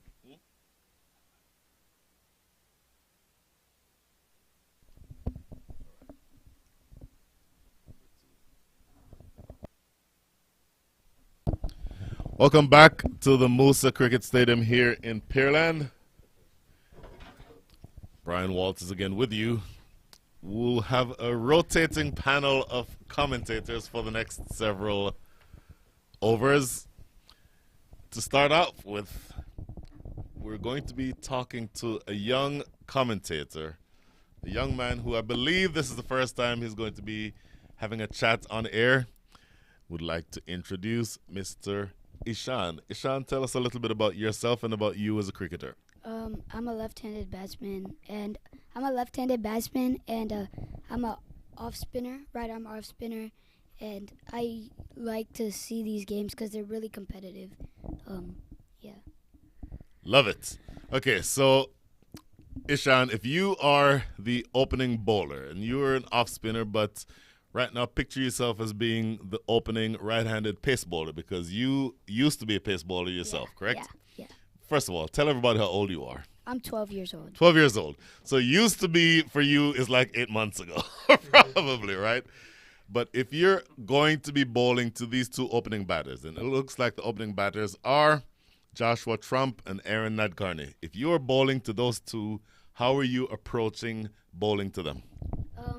I would start off with a hit length or bowl a little bit full and see how they play it out. And if they're playing it well, try to bowl different lengths or bowl different bowlers. But if they're struggling, just keep the same pacers, keep the same bowlers on. I think we just found a new captain, first of all. I've lost my job. In fact, we'll give both mics to Ishan here in a minute because the rest of us are surplus to requirements. But just to reset where we are looking at a target of 110 for the challengers. The TCC Kings, after having batted, didn't necessarily bat as well as they wanted to and didn't really close with any amount of flourish. So they score 109 runs, 109 for 4. What are your thoughts on that kind of score, Ishan, and how easy will it be to chase those runs? Seeing the pitch, if you hit the good spots, will stay low. And as I was talking to Joshua and Matthew Trump this morning, they said the pitch will start crumbling up later on in the day. So let's see how that does for the bowlers and batters. Once again, I'm being made to feel, first of all,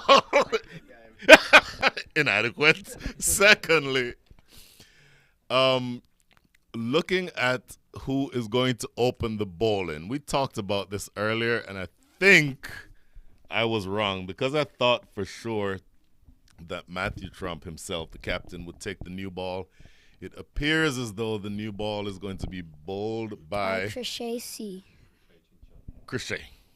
Okay, so you clearly have been able to identify him. Tell us a little bit about him. I don't know. I just saw his name. I don't know anything about him. Honesty is always a good thing. So we were talking about this beforehand. If you are Matthew Trump, you're the captain. You didn't necessarily score what you wanted to with the bat, but you're also an all-rounder. So why do you think you would not want to take the ball yourself in those circumstances? In that circumstance, I would give it to somebody else and Okay. let myself cool off, field the ball, run the game a little while. Then I would go in, bowl pace or bowl spin, whatever he bowls, and I would hit the right spots, get it through. Fantastic. So here we see Crochet bowling. First ball going down the leg side. The batter is Joshua Trump. Nope, check that. Aaron The batter Nadkarni. is Aaron Nadkarni. Thank you for the correction. Once again, I feel very, very inadequate. First ball fired down the leg side, and we're off and running. Bearing in mind, we are looking at a total here of, or at least a target of 110. So not a lot of runs to play with. It becomes very important. I just think that's a lot of pressure building up on the bowlers. You're absolutely right. Short and outside off, knocked into sort of extra cover area that's the captain himself who feels. They run through for a single. That's too short, but the batsman trying to get his eye in didn't time it properly. That's too short for a batsman like Aaron or Joshua. So he needs to either pitch it up or the captain needs to talk to him. Okay. Which is also why the captain, I think, is feeling a short extra cover for that reason. Next delivery, short, and that one also stayed a little low, but it's a little too wide outside off stump, and umpire Cameron Best raising the arms for wide. That's really short, and that's way too wide. He's under pressure. A lot of these players are under pressure. They have to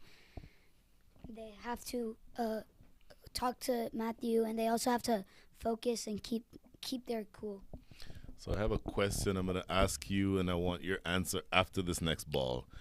If you are an opening bowler, and assuming we're bowling pace, tell me about what you focus on when you're running into bowl. This next delivery is helped down the leg side. They may be able to get a couple here if they run hard. And in fact, they just jogged through for that second. So 2 more runs. In fact, the first 2 runs off of the bat for Aaron Nadkarni. Now, answer my question, please. What do you focus on to make sure that you're bowling the right line and the right length? What I would focus on is just like first ball, I would focus on the toes of the batsman, and later on, if like once I get used to the batsman, when I'm walking back, I would think about how to play around with the batsman, and when I bowl, just aim for the stumps, aim hit length. Fantastic. This is defended again into the offside for no run. Nadkarni with the strike, where Nadkarni is on strike, and it's Joshua Trump, not yet faced the delivery. How easy is it to come in and chase a total that's not a big total, but you don't want to take any chances and get yourself bowled out? It's gonna be a easy chase for the challengers if they don't mess around, but with the TCC Kings, they're gonna have to play properly. Okay, so next delivery. Boy, Nadkarni not taking any chances, just really defending, not looking to hit big at all. And I think more than anything else, just wanting to make sure that he's able to bat through the innings. I don't know if they would have taken the time to talk about this, but it might make sense to have one of them be more enterprising and have the other one make sure they stay there towards the end. Aaron's known for his big hits. Joshua can play the anchor role. So I don't know if Joshua's father, who's seated immediately to your left, wants to know his son playing an anchor role. In fact, I'll ask you, Brett, do you think that the anchor role is what Josh would want to play, or would he want to be more enterprising? Brian, they generally haven't been used as anchor role players. Not at the youth setup. Sure. So potentially in the senior stuff, yes, for sure. But there's a time to learn everything, and you respect the game of cricket and you play for your team. And if that's the role that he needs to play, then he must play it. Fantastic. So going back to you, Ishan. 1 over bowled. The score is 4, in fact 5 without loss. You're needing to score to win this at the rate of just under 6 and over. You're about 5.5 runs and over at the beginning of the innings.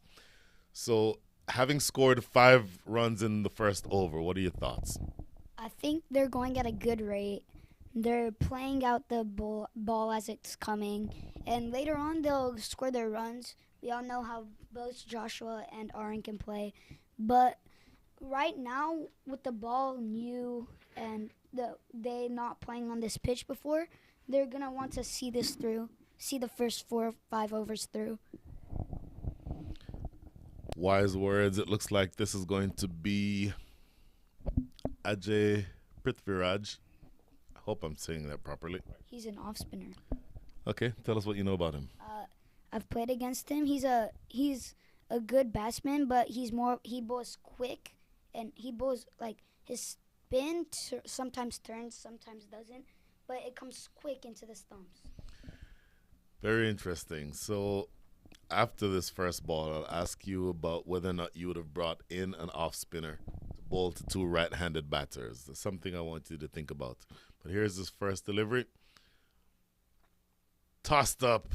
Boy, he got away with that. That could have been hit anywhere, but it's just banged down the ground for a single. What are your thoughts about an off spinner bowling to 2 right-handed batters in the power play? Power play, like if you have good control, but ball is lobbed up, the ball just got lobbed up. If you have good control, you can hit length most of the time, then I would bowl an off spinner. But if like during the power play, I would usually bowl those pacers because they're harder to play, but once you hit in the gap. Interesting thoughts. Again, tossed up, struck over the top of off. That's going to run away for 4. Over the top of extra cover. My apologies. I'll tell you what, that shot had some elements of class about it. That had to have been, that's evidence, I think, of good coaching over the years by probably somebody seated next to us. Yeah, I can take no credit. I was a bus driver. Yeah, they were fortunate. Well, I must say that when I came home from work in South Africa, every evening we would go and practice. I did actually build a cricket net in my backyard in South Africa, so we had a bowling machine and so we could practice. So we were fortunate. So, it's like any sport. It's like the 10,000 hours. Yes. The more you play, the more balls you hit, you can become more proficient. Fantastic. So, Ishan, back to you, and I'll ask you the question after this next delivery. Loopy, tossed up, and going to land that's all the a way. couple of times. It bounces a couple of times and goes away for 4. So a couple of loose deliveries here. One hit over the top of extra cover for 4, and then this next one guided really. It's a pretty straightforward shot. Very much straighter this time, but either way, the fielder on the boundary at long on, not able to get across to it. As I said, the first ball or the ball before, you need to have good controls and off spinner to bowl the first, second over or bowl in the power play.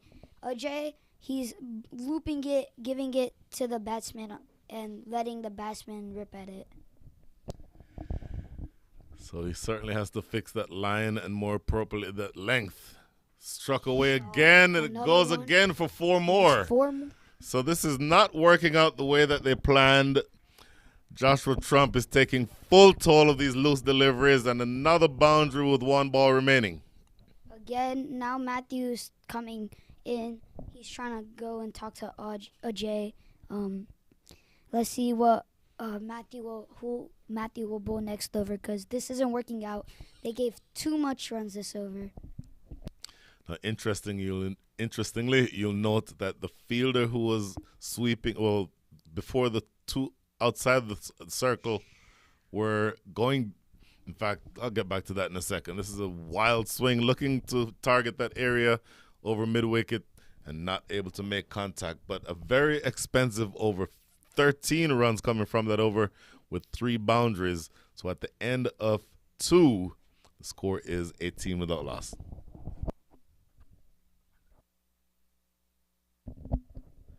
A quick update on the other game that's happening in the Balkis ground between Texas Skywalkers and Katy Raiders. Katy Raiders have gone on to a very brisk start, capitalizing very heavily on the power play.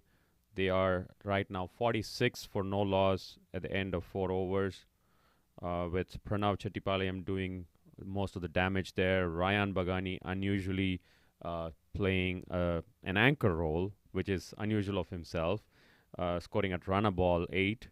Pranav Chettipalayam scored 40 from 19 deliveries. He has taken both the opening bowlers apart, Abhinav Chaudhary and Tarun Paul.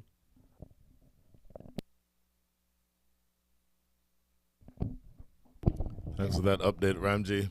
So that first ball of the 3rd over, Krishay Chincholi's second, is clipped into the leg side behind square for a single, and that will bring on, in terms of a matchup for the first time, I believe, Josh Trump and Krishay Chincholi. And I'll tell you, if he bowls the same line that he just bowled going down leg, any good batter will punish him, and I would think that Joshua Trump qualifies as such. That was a little risky by Arin. First ball, playing it on the pads, could have been LBW. Short of a length, just guided to that backward point area. Now, if he's going to bowl that line and that length, I think that's a good sort of established type of attack. If he goes down the leg side, which is where he just went the previous delivery, then he could potentially be expensive. But, and something else that I'm going to ask you after this next ball here, Ishan, I want to know your thoughts about if your line is not working out the way you want to. How do you make that adjustment? Oh, bang! There goes that ball. 6 runs. Oh, that goes all the way for 6. And it goes over in the same area that his brother hit a shot earlier on. This was a much more difficult delivery to hit than the one his brother got. Matthew got a full toss that he deposited over mid-wicket, but this one was a half volley on leg stump and helped away for 6. If your line isn't working, I would try to figure out what the batsman is doing. Even if that's not working, go talk to the captain, tell him that I can't do this right now, and just try to reevaluate yourself while you're fielding. Okay, so we have a general rule in the commentators area. You cannot use a word that has more letters than your age.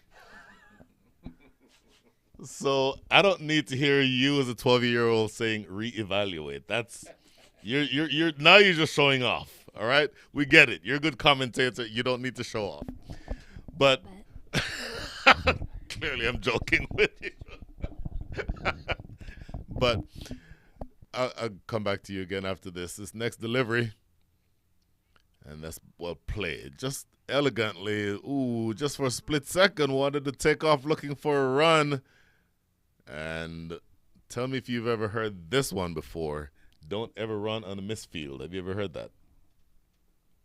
Yes, I have. Only run if it's like far behind the player, or if the player's on like 30 and you've tapped it to him. Let me tell you another one that they taught my boys early. Every run out is your fault. Yes. Don't come out and blame someone. Every single one. Bang, in the air and caught. Oh, he picks out his brother standing at short mid-off. Did not keep that one down. I don't know if that was maybe overly eager. And you see him punishing himself on the way back to the pavilion. The first wicket goes down, and Joshua Trump is not a happy man. He disappears for 18 from 9. And I'm thinking his father has thoughts. Yeah, it's not the smartest play by Josh. He's just hit a 6. It went to try to get a single there, was sent back, a bit flustered. But, you know, one of the other rules I tell my boys, the most dangerous ball in cricket, the one after a boundary. So, you know, you relax a bit, and I think he's maturer than enough. You know, they need to go at 5, 6 and over. There was no reason to try and play a riskier shot over his brother, who's got great hands. So he'll know what he's done. That's interesting. So this is more of the question I asked you earlier, Brett. And the whole thing, okay, 2 of my sons are hanging over a cliff. Which one do I grab?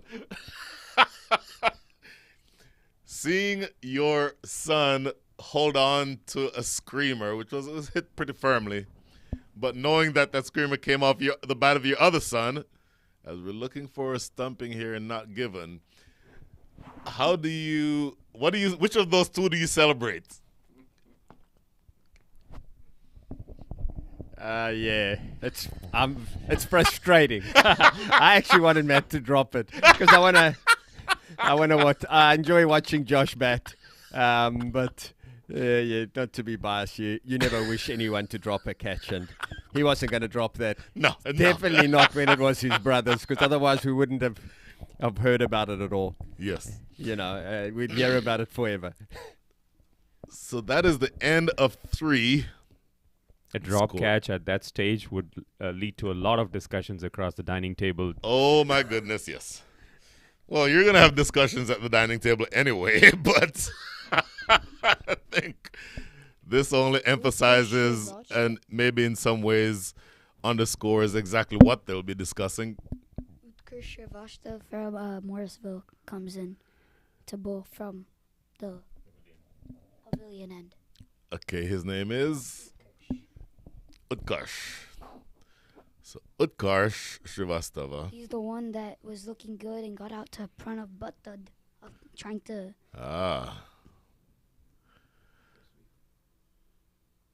That's a great line off that. Stroked into the extra cover area for no run. So the new batter is Rithinge. Help me pronounce his name properly. Rithinge. Rithinge. Absolutely brilliant batter. This is stroked straight. That may be 4. Absolutely goes for 4. The two fielders outside the circle are at long on and deep mid wicket. The captain himself at deep mid wicket. So you cannot bowl anything that is too full outside off. This one I think was about on maybe a fourth stump line. And a good batter like Hinga is going to put that away every time. So it goes away for 4. Aaron touched. Oh, my apologies. That was Aaron Nadkarni. That's going to be 4 more, stroked right through the offside. Much more square this time, going through extra cover. And it goes away for the second 4. Aaron is now like charging at it. He's playing the bad balls, playing the good balls nicely. But he's like that one. It was a really good ball, hit line and length. But he came up to the ball, hit it through covers. I think Rith and Aaron are switching roles. Rith is gonna anchor. Aaron's gonna hit. Interesting. So a flatter this time, and maybe slightly shorter in length also. So making the adjustment, a good spin bowler. If he knows that when he tosses it up, he goes for runs. Generally, you'll see them switch and bowl a quicker, flatter trajectory. This one a little bit slower and defended just in front of the crease by Aaron Nadkarni. Utkarsh is a smart bowler. He'll figure it out. He'll figure out how to how to stop Aaron from getting runs. So the last ball coming up here in the 4th. Slower through the air, defended. So good close out to the over. So the first 3 deliveries of the over yielded 8 runs, but 3 dot balls to complete things here in the 4th. At the end of 4, the score is 33 for 1. If you think that was an expensive over from Utkarsh, giving away 8 runs, spare a thought for the other game that's happening between Texas Skywalkers and Katy Raiders. Bowler Joy Jadhav was taken to the cleaners by both Ryan Bagani himself, all by himself. That one over costed 23 runs for Skywalkers. I think I spoke a little too soon that Ryan was probably going to be more of an anchor role here, because Ryan went for 3 sixers and a boundary just off that bowler in that one single over.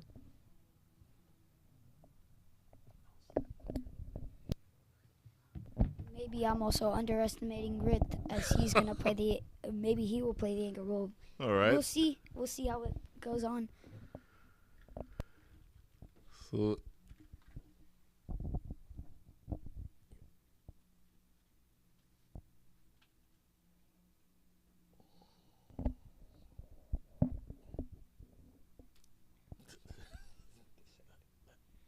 And he's missed it.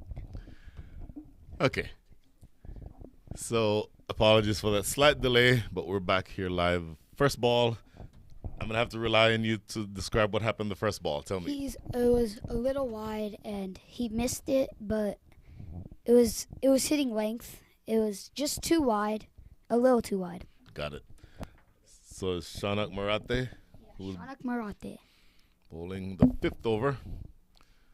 Next delivery, short of a length, looking to cut that one away. Not much bounce. Just in looking at this, it looks like we saw in the first innings, several balls kept low. And so far in the second innings, you're certainly seeing the ball not bouncing as high as you'd expect. That's correct. Like, when I was talking to Joshua and Matthew, they said the pitch would crumble up when the sun comes out. It would be more. Interesting. So, advancing down the wicket that time, he almost yorked himself. I think he was just trying to find it. He's fishing different ways. Like, first the cover drive, then the square cut. He's getting a little too, like, heated, but I think he's just trying to find himself some runs. That's interesting. So, I have another question for you in a minute.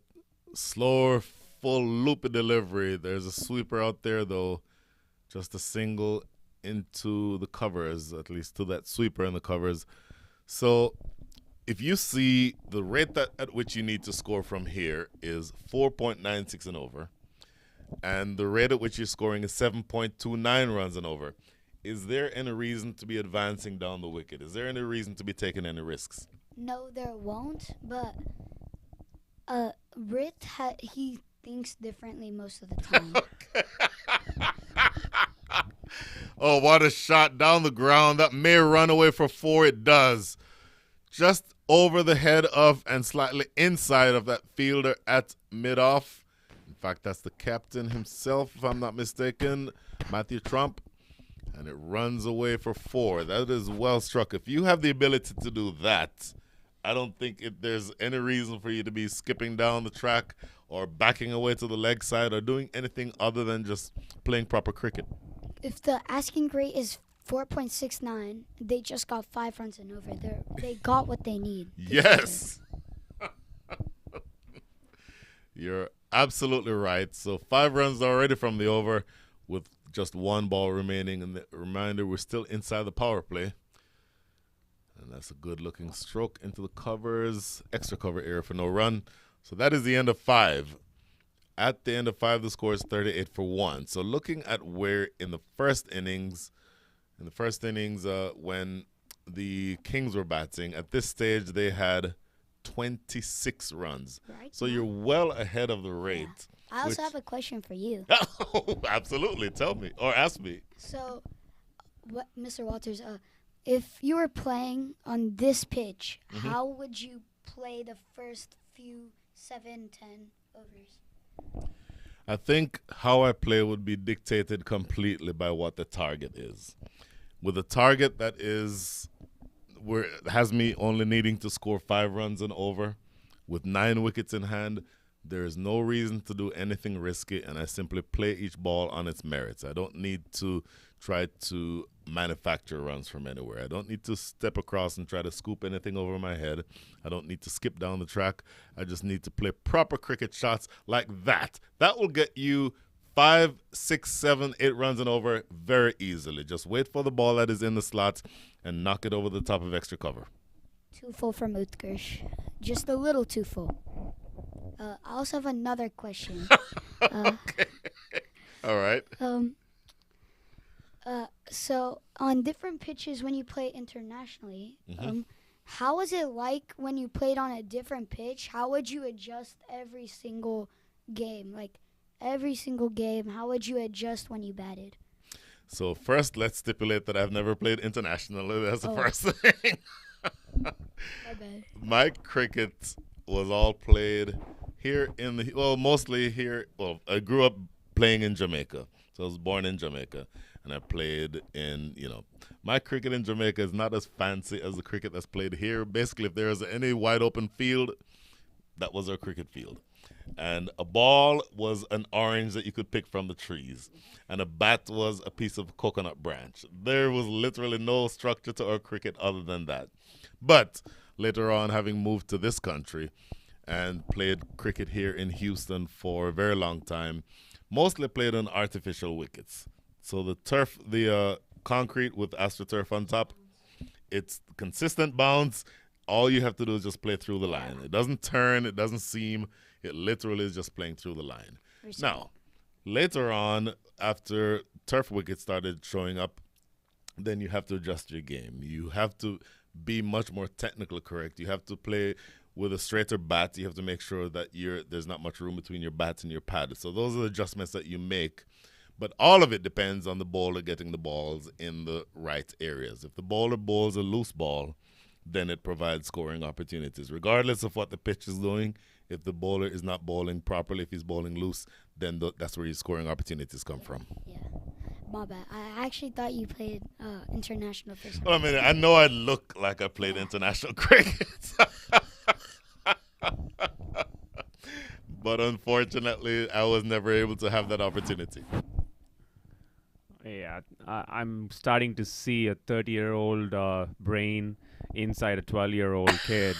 The way he's been articulating his thoughts here, amazing piece of commentary here, hearing from Ishan. And the other update from Balki's ground, it looks like KD Raiders are really in a rush They have already raced to 100 for no loss in their 8th over, with Ryan Bagani doing a catch-up with his partner Pranav Chettipalayam, both at 47 each. The bowlers really don't have any clue on how to silence these two batsmen. They've been firing all cylinders. Any bowler you try, Yash Patel, 1 over 13 runs, Joy Jadhav, 1 over 23 runs.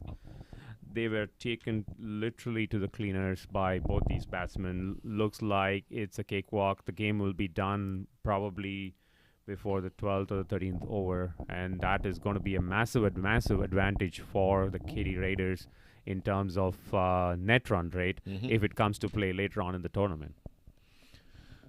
Fantastic. Nice guide by Rit to Gully region. So Rit now moves up to 6. 6 from 12. Aaron Nadkarni, who opened the batting, 18 from 17 with 3 fours. I'm guessing Rit is trying to give strike to Aaron because Aaron has set and is watching the ball more carefully. Sure, absolutely. Captain and Wasi making some changes on the field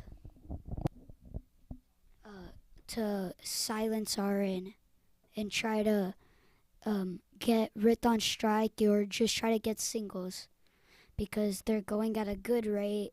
6.2 overs, 44 runs for 1.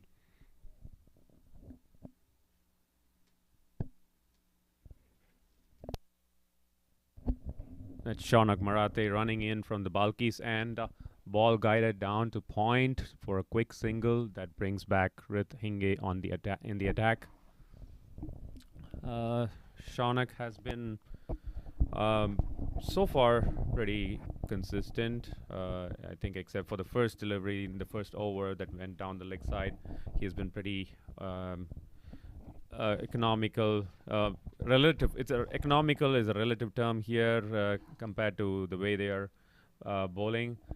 I see that was a really quick run between the two. Very risky for both batsmen. Aaron running far, but Rith calling for it, and they make it. I think the two batsmen out in the middle, Rith Hinge and Aaron Nadkarni, have played quite some cricket between the two of them to have a good understanding of when to run and when not to. That was a lofted straight drive. Is it going into the fielder's hand? Yes, it is, and that is once again Matt Tromp taking the catch of Aaron Nadkarni, who was looking solid. It's debatable whether this kind of a shot was really necessary at this stage of the game, especially when you are ahead of the asking rate. But it was well connected. I don't think the ball was The ball wasn't gonna travel. it looks like the ball did not travel its distance.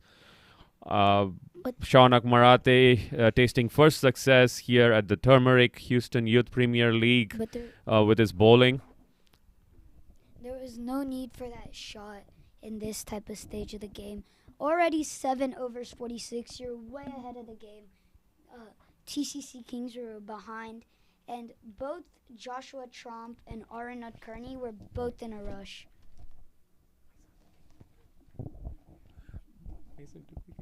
And also, there was both of them were in a rush. There was no need, but now Pranav Bhattad has come in from the Balkis end to bat. Brings in Pranav Bhattad, a very promising cricketer here from the Houston area. I've seen him very closely during his practice sessions. He grew up playing cricket in India, back in India, and has really good, solid basics when it comes to both his spin bowling as well as his batting.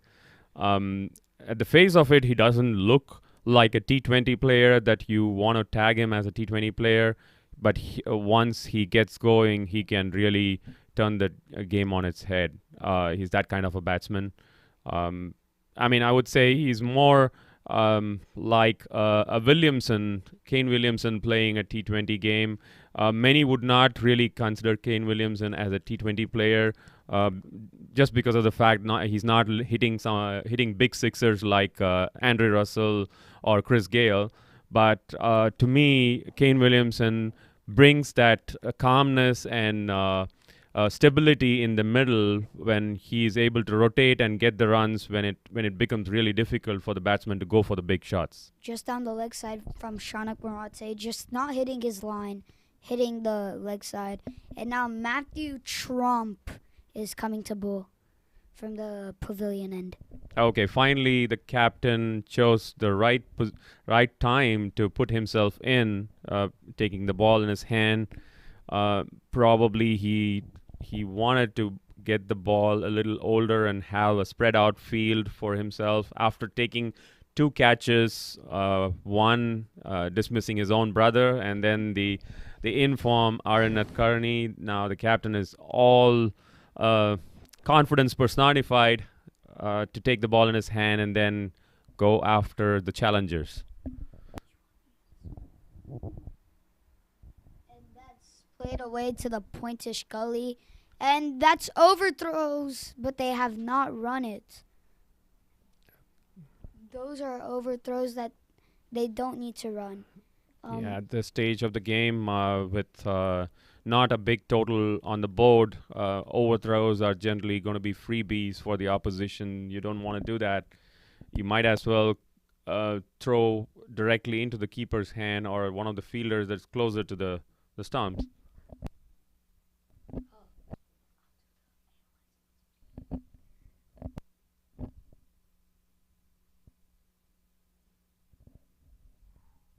That's close to Pranav, just guiding it to gullyish third man.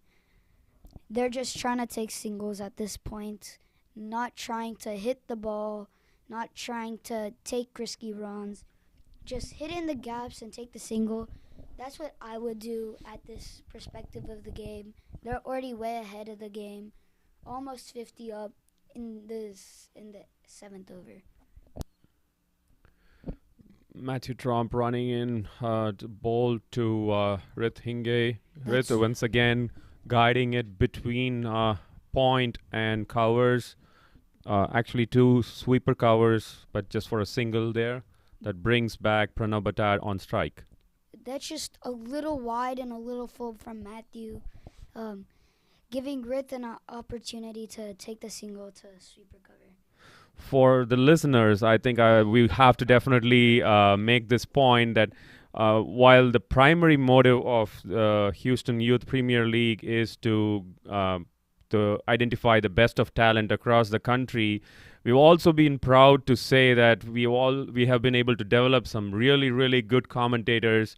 In the past, we used to have Pratir Mehta. Pratir, if you are listening to this commentary or watching this game live, a big shout out to you. You have been a great help in the commentary box, and now someone like Ishan Malpani is following your footsteps. A kid of 12 years making an impact with the commentary box, making his debut at the commentary box. Someone like Dinesh Karthik making a debut later in his cricketing career versus a 12-year-old making a debut is something really amazing that shows a lot of talent here in the country, not just in the field, off the field as well. Thank you. That's Yorker to Rithinge. Going to deep mid wicket. Easily 1 run. Rith wanting to go for 2. Yeah. Matthew Trump running in to bowl to Pranav Batad. And I was played with soft hands, tapped, and again a bowler, the fielder trying to hit the stumps, missing it, and costing an extra run through overthrow. Rith and Pranav, they're fast, but they're running risky runs they don't need to run. And from the fielders, there's no need to throw the ball, because if you throw the ball, the keeper or the bowler might miss it. Yeah. The keeper and the bowler Okay, might that was an amazing delivery from Matthew Trump, bowling into the batsman's pads. Batsman trying to play it on the leg side, missing it, and the umpire's finger goes up instantaneously, calling it LBW. So one more success for Matthew Trump. Now this time with his bowling after the 2 catches that he took. So he's been part of every dismissal, I would say. Yeah, he has. There's no need. That was a great ball, hitting line, hitting legs. I wish I could say that I could tell if that was a slower ball, but Pranav's bat went faster, and once the ball touched his pad, his bat was already up in the air. So When he noticed the bowler trying to angle it in, he was probably expecting the ball to move more towards his leg stump. So his plan was to probably flick it from the way he was trying to play the shot, but the ball kind of ended up being straight on his pads and bang on the middle stump. So the umpire did not have to think through before raising his finger. It was a very straightforward decision playing across the line. Govinda Pranay Balaji has come to bat. He has a younger brother named Vinay Balaji. He's a great batsman. Govinda, we can call him Pranay. Pranay is a great batsman. He's a good bowler, good leg spinner. But Pranay, he has his good line, good length. But while batting, his form, his shapes, everything comes. You can see everything. You can see the face of the bat when he plays his defense or drives. It's a treat. I just got a message from Pratir Mehta, who's not here in the US. He's right now in Germany. He said, thanks for the shout out. Definitely, Pratir, we're definitely missing you here in the commentary box and as well as out in the field. We're missing those big sixers when you were a captain in the first edition of Houston Youth Premier League. That's, I think, drinks break, strategic timeout. Coach out in the middle talking to both the batsmen, Govinda, as well as Rit Hinge. And there is a big discussion going on at the other side with TCC Kings coach talking to the team on how to take the game forward from here. So, Ramji, I'm going to jump in just for a second. You obviously know Pratir as a cricketer. I've seen him a handful of times as a cricketer, but he hates when I say this. I much prefer him as a commentator than as a cricketer. And every time I say that, he gets angry because he wants to be thought of as a cricketer who helps out commentating when the opportunity presents itself. Yeah, I would say he is so good as a commentator that that's the only role in which I want to see him. Pratir has his legacy in the HYPL community, so I hope best wishes for him. And thank you for this legacy, Pratir. Yeah, thank you. That was wise words of wisdom from Ishan Malpani out to Pratir Mehta. The score out in the middle for the other game that's happening between Texas Skywalkers and Katy Raiders. As I said, Katy Raiders are in a bit of a rush already. They just lost 1 wicket so far. That was of Pranav Chettipalayam, caught Tarundeep Paul of the bowling of Pranav Ramji after making a good 52 out of 30 deliveries. Ryan Bagani still going strong. He's hit 5 sixers so far. I take back my words once again for calling Ryan as an anchor batsman here. He proved me wrong this time. Ryan, once he gets going, he won't stop. As we saw last edition, fall 2022 edition, I was there at one of the games, and first over or second over, 1-6 came flying back straight at the dugout. So once he gets going, it's going to be hard to stop him. Absolutely. He's a delight to watch any day. He's been firing all cylinders so far, and I think it's going to be a matter of time, probably another over or two before the game is done for KD Raiders. It's either when Ryan bats or Ryan bowls. It's one of the two that happens on either day. We don't Yeah. know what is gonna happen. The only way to get Ryan is to get him early before he settles down. So back to this game Vihan between Mehta. Challengers and TCC Kings. Vihan Mehta has come to bowl. He's a leg spinner, and it's hit line and length and Rit.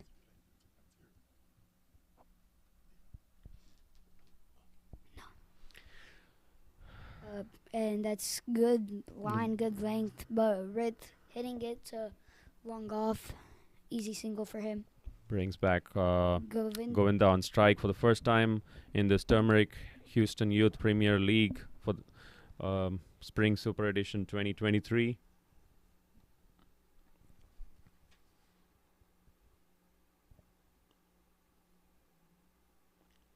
A well-flighted ball directed towards the extra cover region to the captain of TCC Kings, and they run a quick single right there.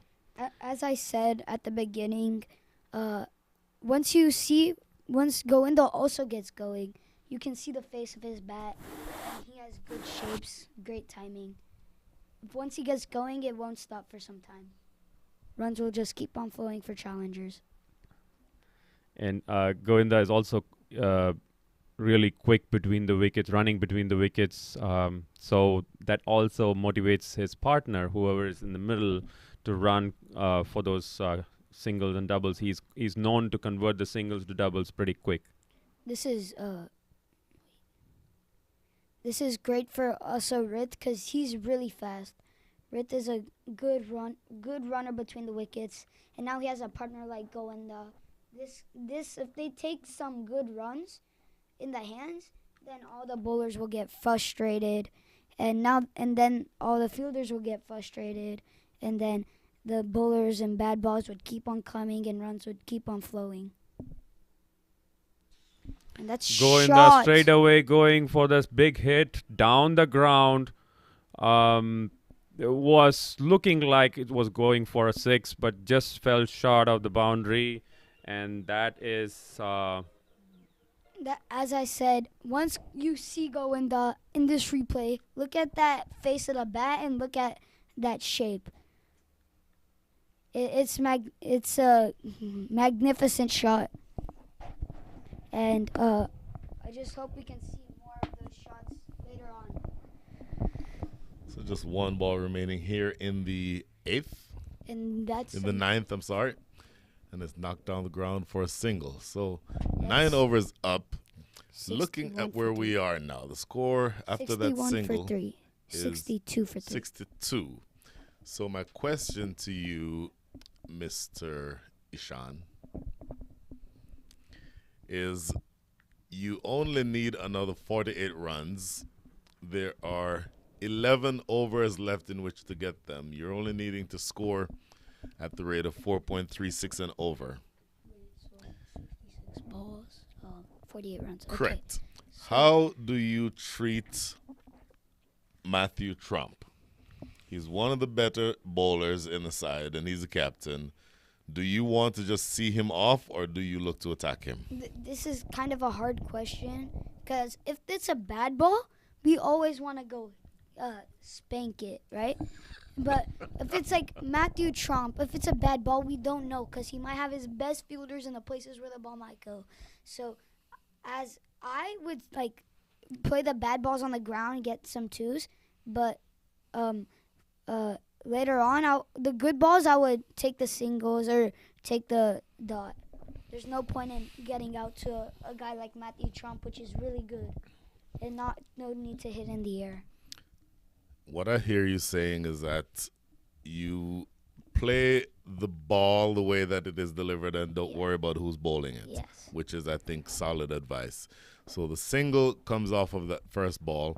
So 65 more balls left and another 47 runs. So this is just punch to short mid off. The Quick single. update on the other game, Ryan Bagani just got out on 66, and Sachin Savakumar takes the catch, bowled by Rahul B, and Darshan Haribabu just comes to the crease. Wow. So a lot of excitement on the other ground. They wanted to do it in a hurry, and they've been pegged back by a couple of quick wickets, but it feels like they still have the game in hand. Short of a length here, Matthew Trump played toward mid-wicket. They run through for a quick single. I think you mentioned that Rit was a good runner between the wickets, and I think you saw some evidence of it there. As I said, Govinda is gonna run it. He's really fast, but there's also that was risky because Govinda might have got out 4 wickets down in a flurry. So we don't want that happening. Slower loopy delivery, and they steal a single. But note, though, there are 4 deliveries that have been bowled in this over so far from Matt Trump, and each of them has gone for a single. What's your comfort level with that? My comfort, I would be really happy with that. Right now, they're going at a really good rate. I wouldn't expect anything more from them, and I wouldn't expect anything less because they're both good and really good batsmen. Oh, boy, that stayed low. That's close. Again, that probably shaved the off stump. If one more coat of varnish had been on those stumps, that might have been a wicket. But Matthew Trump with his hand to his head in horror. In fact, that went by the leg stump. But either way, it could easily have ricocheted back onto the stumps, but it just results in another single. Like you said in the first innings, if you hit the spot, ball will stay really low. But I think Matthew Trump is hitting that spot, knows where that spot is now. And that's on the leg side. So 6 of 6. 6 deliveries bowled, 6 singles taken off of the captain. That can be sometimes very frustrating. We're halfway through the innings in terms of the number of overs, but if they continue scoring at this rate, something tells me that the challengers will overhaul this total without having to go the full 20. So 10 overs bowled, the score is 68 for 3.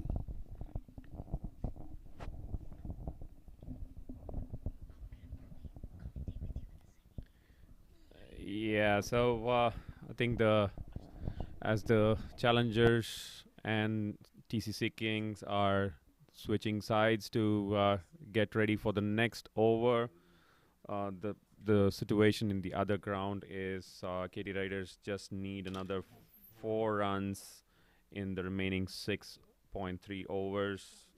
It's been a very, very comfortable game so far for KT Raiders. They lost Arya Kanata just a while ago, just for 7 runs. That brings in Shiv Sani into the attack. Into the middle, joining with Darshan Haribabu. But they just need another 4 runs, so it's only a matter of time before they finish the game. Back to back to TCC Kings versus Challengers match. TCC Kings continue to rely on Vihan Mehta to bowl. Boy, Ramji, I have to tell you, and I think you touched on it earlier, the primary objective of this tournament is to identify young cricketers or to showcase young cricketers. This young man who is now taking a break is a phenomenal commentator at all of 12 years old, and his analysis of the game is something that I don't think you see very easily at that age. Okay, that brings up an interesting observation. Do you think the analysis made by these players sitting in the commentary box is going to enhance their cricketing skill when they actually play the game in the middle? How do you see that enhancing or complementing their skills? That's an interesting question. I think each assists the other. So if you're sitting here looking at what's going on out in the middle, you pick up on things that maybe if you're on the field itself, you don't happen to see. And I've told everybody, I used to captain a couple of sides in the past. I was always a better captain when I was not actually captaining. In other words, if I was down at fine leg or in the slips, I see the game and read it much better You when I'm not directly in the middle of the action. absolutely you have that pressure of being the captain and Correct. controlling things that's happening around Exactly. you. You tend to miss a few things that are outside of line of sight. Exactly. So in exactly the same way, when you're not in the middle of the action, when you're just analyzing it, I think you pick up on things that I think help you the next time you go back onto the field. And by the same token, after having done it on the field for as long as you have, then you recognize things and you can analyze them, from a standpoint of experience, which I think one of those elements is always going to assist the other, going in both directions. Absolutely. I think that was an excellent over from Bihan Mehta, who came in to bowl his second over. The first over was a little expensive, but this one, just giving away 3 runs. I mean, every dot ball is valuable at this stage of the innings. So that brings back Utkarsh from the pavilion end. An interesting move by the captain not to complete his quota of bowling. Just bowled 2 overs, and now bringing back Utkarsh. It's an interesting ply. Let's see how it turns out to be. They're way ahead of the target or the asking rate at this stage of the game, more than the business end of the game, I would say. Just have another 9 overs left and 39 runs to score. Mm-hmm. So allow me to jump back in for a second, Ramji. That late cut going towards short third, they run a single. Just heard back from our good friend in Germany. I am still a cricketer first. I am still a cricketer first, at least for the time being. So There seems to be a side conversation that's going on between Prathir Mehta and the commentators here. He is physically not here, but still wants to be in the middle. While we were talking about that, we saw a wicket falling here for the challengers. well, looking back at what Look happened, it at was they're pushed gonna have through a- more a- quickly. We're It going was to have a replay of that very soon. wow. So yeah, pushed That's through more quickly. Utkarsh bowling it through the batsman's defense and rocking the timber behind Govinda Balaji's defense, and they get a valuable wicket at this stage. I think now that they've lost a few wickets in a quick flash, I think now it's going to be a little more challenging for the challengers, and the Kings. They're in a good mindset. They're all positive. They're all like pumped up. They got 2 or 3 wickets in the last 6-7 overs. I think they're very happy about that, and I think this might be a little more challenging for the challengers. Well played, sir. Anirudh Boliseti has come to bat. You think this is going to be a game changer for the TCC Kings, having taken that wicket, all-important wicket of Govinda Pranay Balaji? Are they back into the game? What are your thoughts on that? I think so, because Govinda was doing nice. He was coming. Utkarsh just smart enough to break through the defenses of Govinda Pranay Balaji. So Utkarsh Srivastava, success found. 2.4 overs now, 1 for 13, and he's now bowling to Anirudh Boliseti. Correct me if I'm wrong. Do both of these gentlemen not hail from the same area in the country? Yes, both Utkarsh and Anirudh Boliseti both come from Morrisville. They're both really laid out. Platforms have been laid out, but they've taken advantage of the platform, and they're both really good cricketers. Fantastic. Short of a length and knocked right back to the bowler himself. Srivastava fields for no run. So that is the end of 12. That's a successful over. Yeah, that's very successful. And also, one thing that I forgot to state out, both Anirudh and Utkarsh are both teammates, so that makes it easier if they're on opposing teams, and if they're on the same team, it'll be easier to bond. Fantastic points. In fact, I'll ask you, how difficult is it, or at least, different question, how important is it for you to be able to bond as teammates?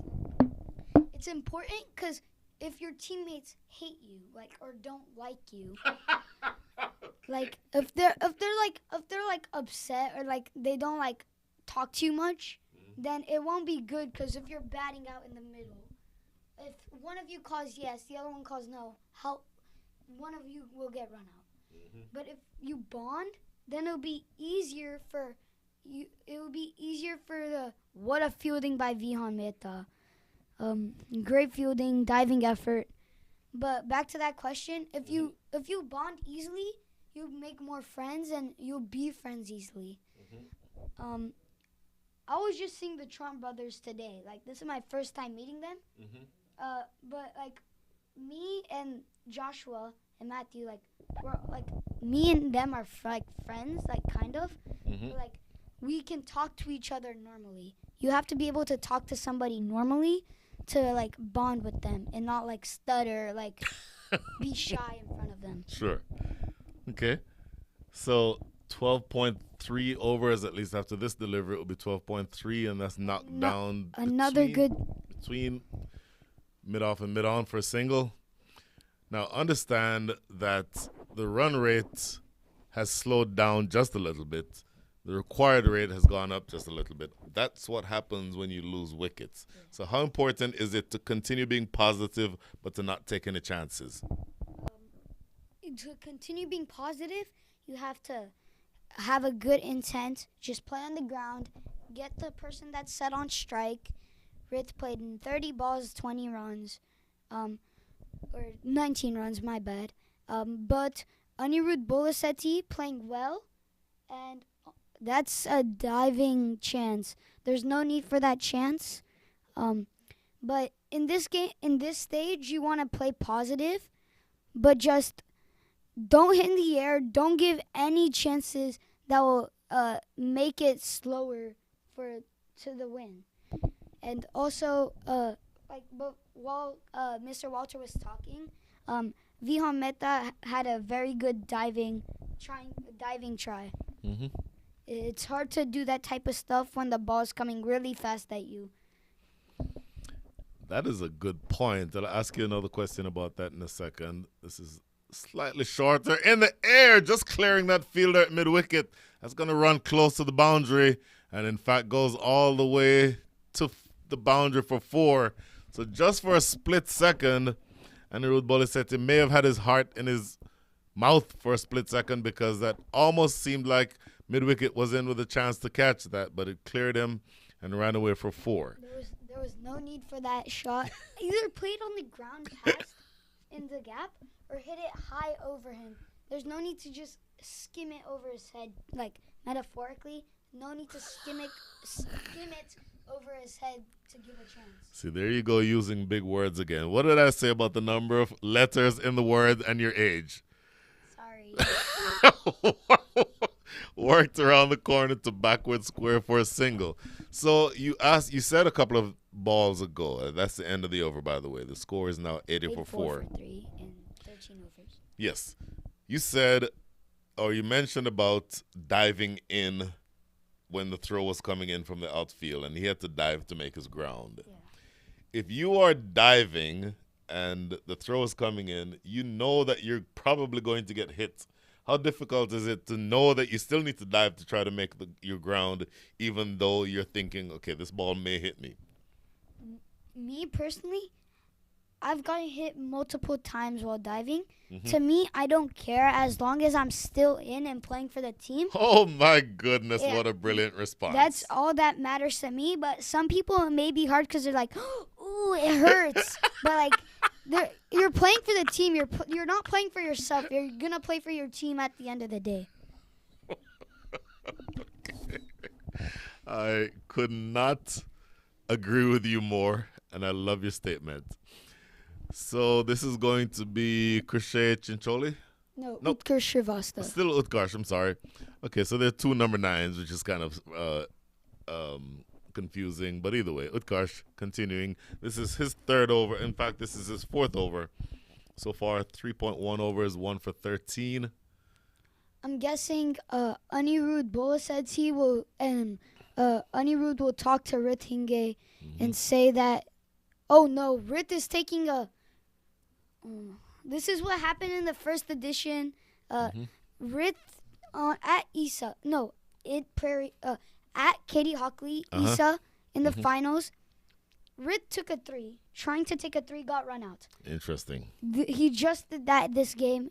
It's scary to do that sometimes because you don't know if you run and you get out, then it's all your fault. You ran, and it's your fault that you got run out, and that's why you may lose this game. Well, you heard what Mr. Trump said earlier. Oh, huge drive and a miss, an appeal for stumping. Umpire Cameron Best says no, sir. But Mr. Trump earlier said, if you get run out, it's your fault. Yeah. Nothing else matters. So you have to be perfectly confident that you can get there safely before you decide to run for 3. Yeah, because like there's no point if you're gonna get out and you try, that's sometimes fine, but not in a final. Like even if your partner says yes, no, it's your fault that you got run out. True. So played off the back foot to extra cover. I tell you what, this game is much closer than I thought it was going to be. They still need another 27 runs, and there's still 38 balls to go. Make that 37 balls because there's just 1 ball remaining here in the 14th. And in fact, that is the last ball of the 14th. So that is the end of the over. Yeah. This game ends up being a lot closer. It's too close. Yes. Now, if you reset and think of where we are, the required rate is 4.5. So it's still very manageable. You still have 6 wickets in hand, so you don't necessarily need to take any chances. But then again, Rit played in there for 33 balls, only scores 19 runs. I mean, that's not bad, but and he's in for that long, he's set. But he isn't taking the singles. He isn't hitting the bad balls to the boundary. Anirudh just came in 9 balls ago, or he played 9 balls, already hit 1 boundary off 1 bad ball. What do you think of that? I think you said it earlier where Rit is going to be playing the anchor role. If you're playing the anchor role, it doesn't mean that you close up shop and not play any shots. Yeah. It just means that you don't take any chances. But I think there's enough scoring opportunities around that you still just take advantage of the opportunities when you get them. So that over that Matthew Trump bowled a few overs ago, and all 6 deliveries went for singles. That's 100 strike rate. And that's all you need to do from here. And in fact, just singles alone will easily win you this game. The number of runs that you need, 27, 20. The number of balls remaining, 36. So if you take the singles, you'll win this with 9 balls to spare. And and they're running, and that's some great running by Rit. Starting early, forcing or making Anirudh Bolasetsi to run. That's why he's so good in the field, and that's why he's really good at running. It really is a simple game that people complicate sometimes. If you do that 26 more times, you win the game. It really is that simple. So the question to be asked then, if you are the TCC Kings, is what do you do, number 1, to restrict scoring, and then number 2, to take wickets? I would think I'd want to see more fielders in attacking positions. Shot, hit to sweeper cover, and throw to Wasi as the keeper. That's a good shot to Anirudh, good shot from Rit, trying to get Anirudh on strike. Anirudh playing positively. As we said earlier, positive intent's how we're going to win this game. So, me personally, I would think we should bring the spinners back in because the spinners restricted them, got the wickets. And then bowl 1 pacer at one end, spinner on one end. Very interesting. Yorker length worked to deep backward square. So singles alone appear to be the order of the day. And these singles are slowly but surely chipping away at the total. So to the point I was making earlier, if you are the TCC Kings, you realize that if you keep just conceding singles, this game is over with maybe in the 18th or the 19th over. So you have to do something more attacking. And so if you, as I say that, you see the fielder move up from third man, conventional third man, to up to short third. So I think they're looking to prevent the singles. And appeal for a catch, not given. In fact, it was more of a delayed appeal by Tanafwasi than anything else. So umpire Cameron Best not going to give that one. As I saw from this angle, the TV angle, that was a little below the bat or a little above the bat, but that's a little too wide. Completely. Next delivery, lets it go outside off. This is good keeping by Tanafwasi, by the way. He's keeping up to the stumps to a seamer. So you do a little keeping yourself. Yeah. Tell me, how difficult is it to keep up to a seamer? Sometimes they're either really slow because Tanafwasi plays for the Houston Hurricanes, the Yes. U17 team that's won 2 titles. And he plays in the minor leagues for the Houston Yeah. Hurricanes. So this to him is just slow seamers. But like when it comes to Matthew Trump or like Aaron Nudkearney, he will stand back. Yes. The ball zips from Aaron is zips. It doesn't just bounce. Once he gets a hold of it, it zips into the batsman. Completely. So But- that is the end of the 15th. But it's also like really hard to keep up to a seamer because you don't know if it's gonna swing or it's gonna skid or it's just gonna hold there. But to a spinner, it's a little easier because you know it. It's to a spinner, it's easier because you'll like know where the ball's going, and they'll give you a sign of either they're doing a carom ball or like a faster one or a googly, or if they're an off spinner, they would do a dusra or a carom ball. Interesting. So I'll ask you a question about that in a minute. In the meantime, Vihan Mehta, 3 overs, none for 19. Appears to be on the verge of bowling his last over. Am I right? Yeah. He's held his line really good. First over wasn't that bad. It was just too many runs and balls in the wrong places. But I think this over he's been hitting his length. That one a little too full, and and it's gone through for 4. Too full. Rit gets the better of it. A little too full from Vihan Mehta. Well, it certainly was too full. And in addition to that, if there is a small total being chased, not only do you need top-class bowling, but you need top-class fielding. And yes, this was a loose delivery, but it should have only gone for 2 runs. That fielder sliding across to his left at deep, long off, not able to cut that off. Pressure takes over all of us. You think it's pressure? It's pressure. All right. 91 runs. Right. They're about to lose this game if they don't do anything. Okay. So it's pressure that either builds you or takes you out. Very interesting.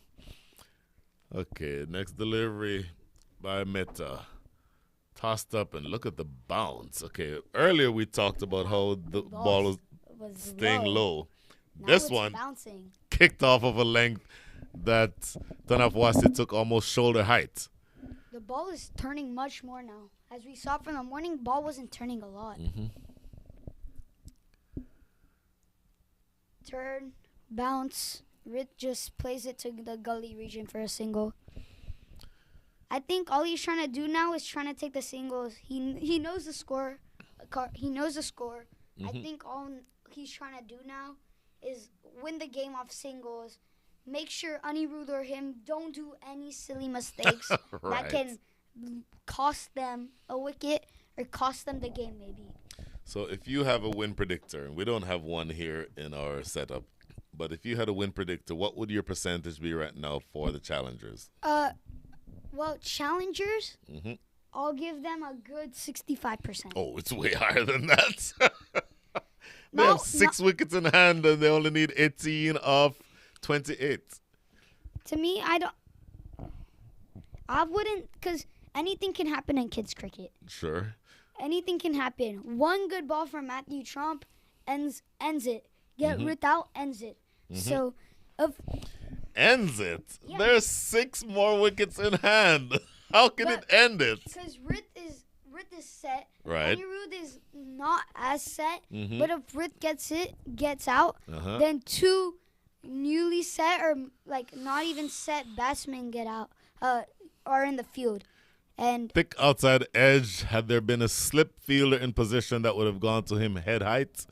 As it is, they concede 2 runs. So that's kind of what I was referring to earlier, where I'd want to see fielders in catching positions because you're only defending a small handful of runs, and so you need wickets. The only way to win this game, if you are the TCC Kings, is to get wickets. yeah. And so having everybody back on the edge of the circle or having them sweeping on the boundary ropes, that doesn't accomplish a whole I lot. think the win predictor went up like now like the challengers are in a good position. Uh-huh. Now like only 10 runs needed, 15 runs needed. Uh-huh. I think challengers have like a 80% chance.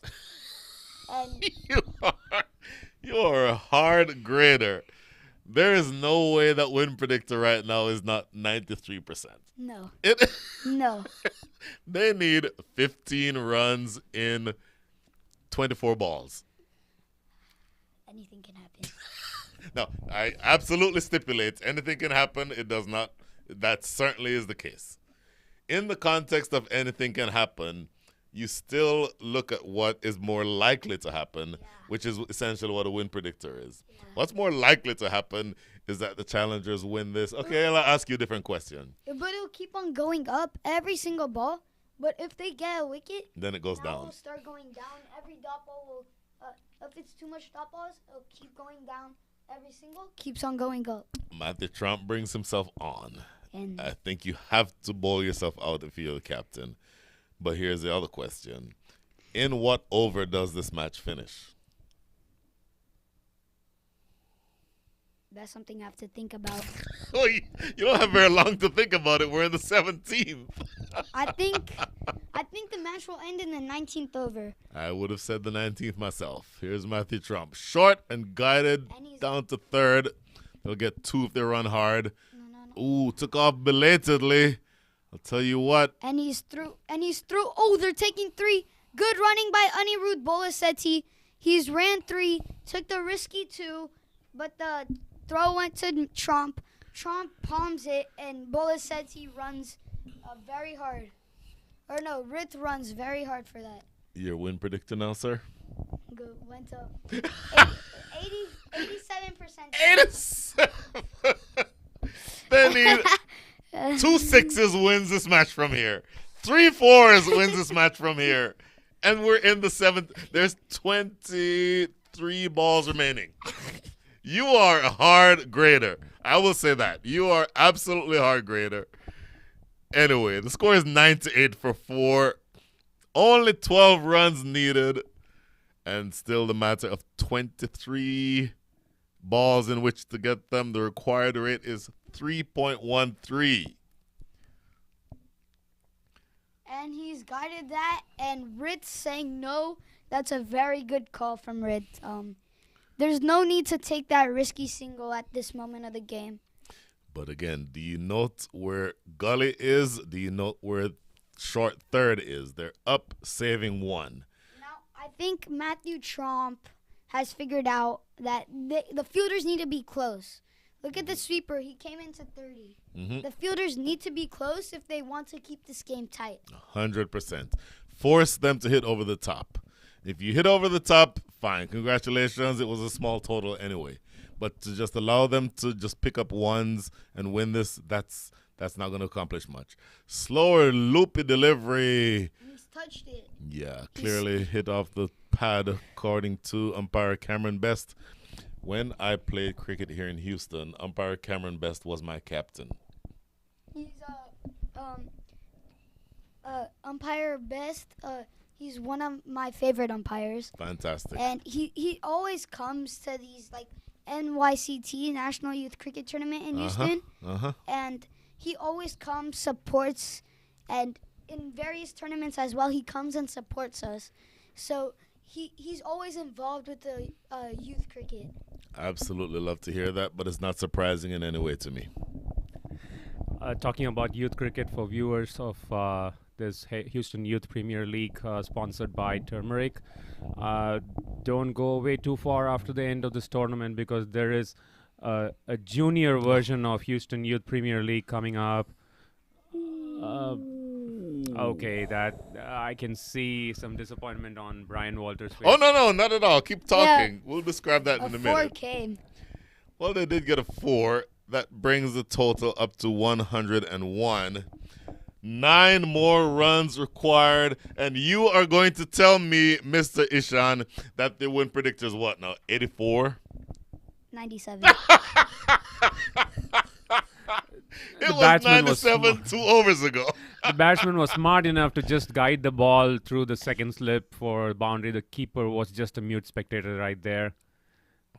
That was some great running by Rith for taking the charge and making Anirudh Bolaseti run that last ball. Anirudh Bolaseti's on fire, 17 off 19. We hope to see more runs off him. But he was bowling great. He was bowling great in the morning, batting great in the afternoon. Let's see what happens at the end of this game. Let's see. Well, speaking of the end of this game, only 8 runs separate the challengers from victory. 6 wickets separate the TCC Kings from victory. I think it's going to end at the 18th. It's either 18th or 19th. There is only 2 overs left. There's only 2 overs left. It has to be one of those 2. I guess, okay, let's stipulate it could potentially go into the 20th, right? Yeah, maybe. In all likelihood, and earlier on you'd said the 19th. I'd agreed with you. The 19th is when it's probably going to end. But after this 8-run over, I think they're both fired up. I think they both know the score. It's 102, and I think they're going to try and finish it this over. Very interesting. Now, I'll ask you a different question, and Ramji, I'm going to ask you to chime in on this also. At what point do you assume that you're going to win this and start looking to accelerate because of net run rate considerations? I don't look to how far I can win it. I just look to play and try to win. Okay. You always want the mindset to win. Sure. But you don't want to look into the future overthinking that you might win. You want to play the ball to its merit, play the ball, and if you win, you win. If you lose, you lose. But you don't want to get overconfident thinking we already won. Ooh, okay, all right. And a new bowler, Aman Qatari, comes into the attack. Now I want to hear what Ramji has to say. This is struck straight to mid-off, no run. Yeah, my take on this, TCC would be hoping to take this game as deep as possible to save some face in terms of the net run rate. But given the challengers have some hitters in down the line, you don't really need big hits right now. The 2 who are in the middle are capable of scoring the runs. They can actually accelerate and try to wrap it up in this over itself, so that they get a good net run rate at the end of this game, and then be in a good position to stake a claim for the finals. Interesting. That's a thick edge by Anirudh. I think he was batting. Anirudh come down the track, completely missed it, goes over gully. Next delivery, slowly tossed up in the air and wide of that fielder. in the They'll covers get that's two- going to run they away might for get- 4. That's I 4 think it runs. does run away for 4. 2 runs to win this game. The win predictor is 100. And my prediction is turning out to be true that the game is going to be wrapped up in this over. Uh-huh. So 108. You need only another 2 runs. I'd be shocked wouldn't- if everybody doesn't come inside the circle, and that's exactly what's happening. I wouldn't take any chances. I would lob it up on the off. Because all the fielders are like deep on the off. Mhm. No, like in. But like you see on the leg side, Mhm. 2 of the best fielders are on the leg side. So I would Okay. lob it up on the off or take no chances. Ooh, looking to come down and hit in that direction. There's one fielder in the deep on the leg side at deep mid wicket, and he was actually shielded from us just now, so I didn't see him. But that area, I think that, or Anirudh Bolisette looking to target that area on the leg side, missing out on the attempted hoik. I think they would just want to lob it up on the off or like. Play it into the covers for no run. That's fine, but hitting it on the leg side, little scary. If you don't hit it over Trump, you're gone. If you hit it too hard and hit it to that fielder, you might be caught. Quicker. Faster one, and that's wide. 1 run to Wide win. outside off. The scores are level. Pressure is beginning to take over Aman Qatari. That was a smart move by the bowler, but then did not yield the desired result. He wanted to bowl it quicker through the air, but ended up getting a wrong line. Mm-hmm. Is this the last ball of the match? No, it's not. It's not, and that's a good ball. He hit his length. Hit his length on that ball, Mr. Walter. Absolutely hit his right length. Also the right line, because that same length, if it's going down leg, certainly could go Like, for runs. So, like, a stumps right here, batsman, the ball pitched here and turned in crazy. Okay. There was a lot of turn on that ball. Sure. So the 19th over will be bowled by the captain himself, Matthew Trump. I guessed it. It will be ended in the 18th over. No, it will be ending in the 19th. 18th. 19th. 18th. You said 19th. I said 18th or 19th. And then I changed it to 19, then I changed Well, it you to can't 18. keep changing it. Here's Matthew Trump. Look And at that's this. game. Whipped away That's to game. deep fine leg, and that is the end of the Rick game. has ended the game for challengers. First win under their belts. I think Katy Raiders have won their game. That's their first win under their belt. This is the first 2 games of this tournament, and there will be 2 more games at the end of this. And in the afternoon. Stay tuned. Just a quick look at the scorecard. TCC Kings, Tanapwasi 15, Matthew Trump 26, Utkarsh Srivastava 27. Those are the main destroyers with the bat, but really just not enough runs on the board. And then coming into bat, the challengers really took it relatively straightforward. Josh Trump 18, Aaron Nadkarni 19, Hrit Hingen not out 33 from 42. And then the finishing touches applied at the end by Anirudh Bolisette. So victory by 6 wickets and a pretty straightforward victory for the challengers. So as our young, absolutely spectacular commentator Ishan just said, we will be back on the air. I believe the second game is scheduled for 2 p.m. Central Time. I think that's accurate. So, in the meantime, signing off from Purview, from MOOSA Cricket Stadium, Brian Walters and Isham Apani. fantastic. See you all soon.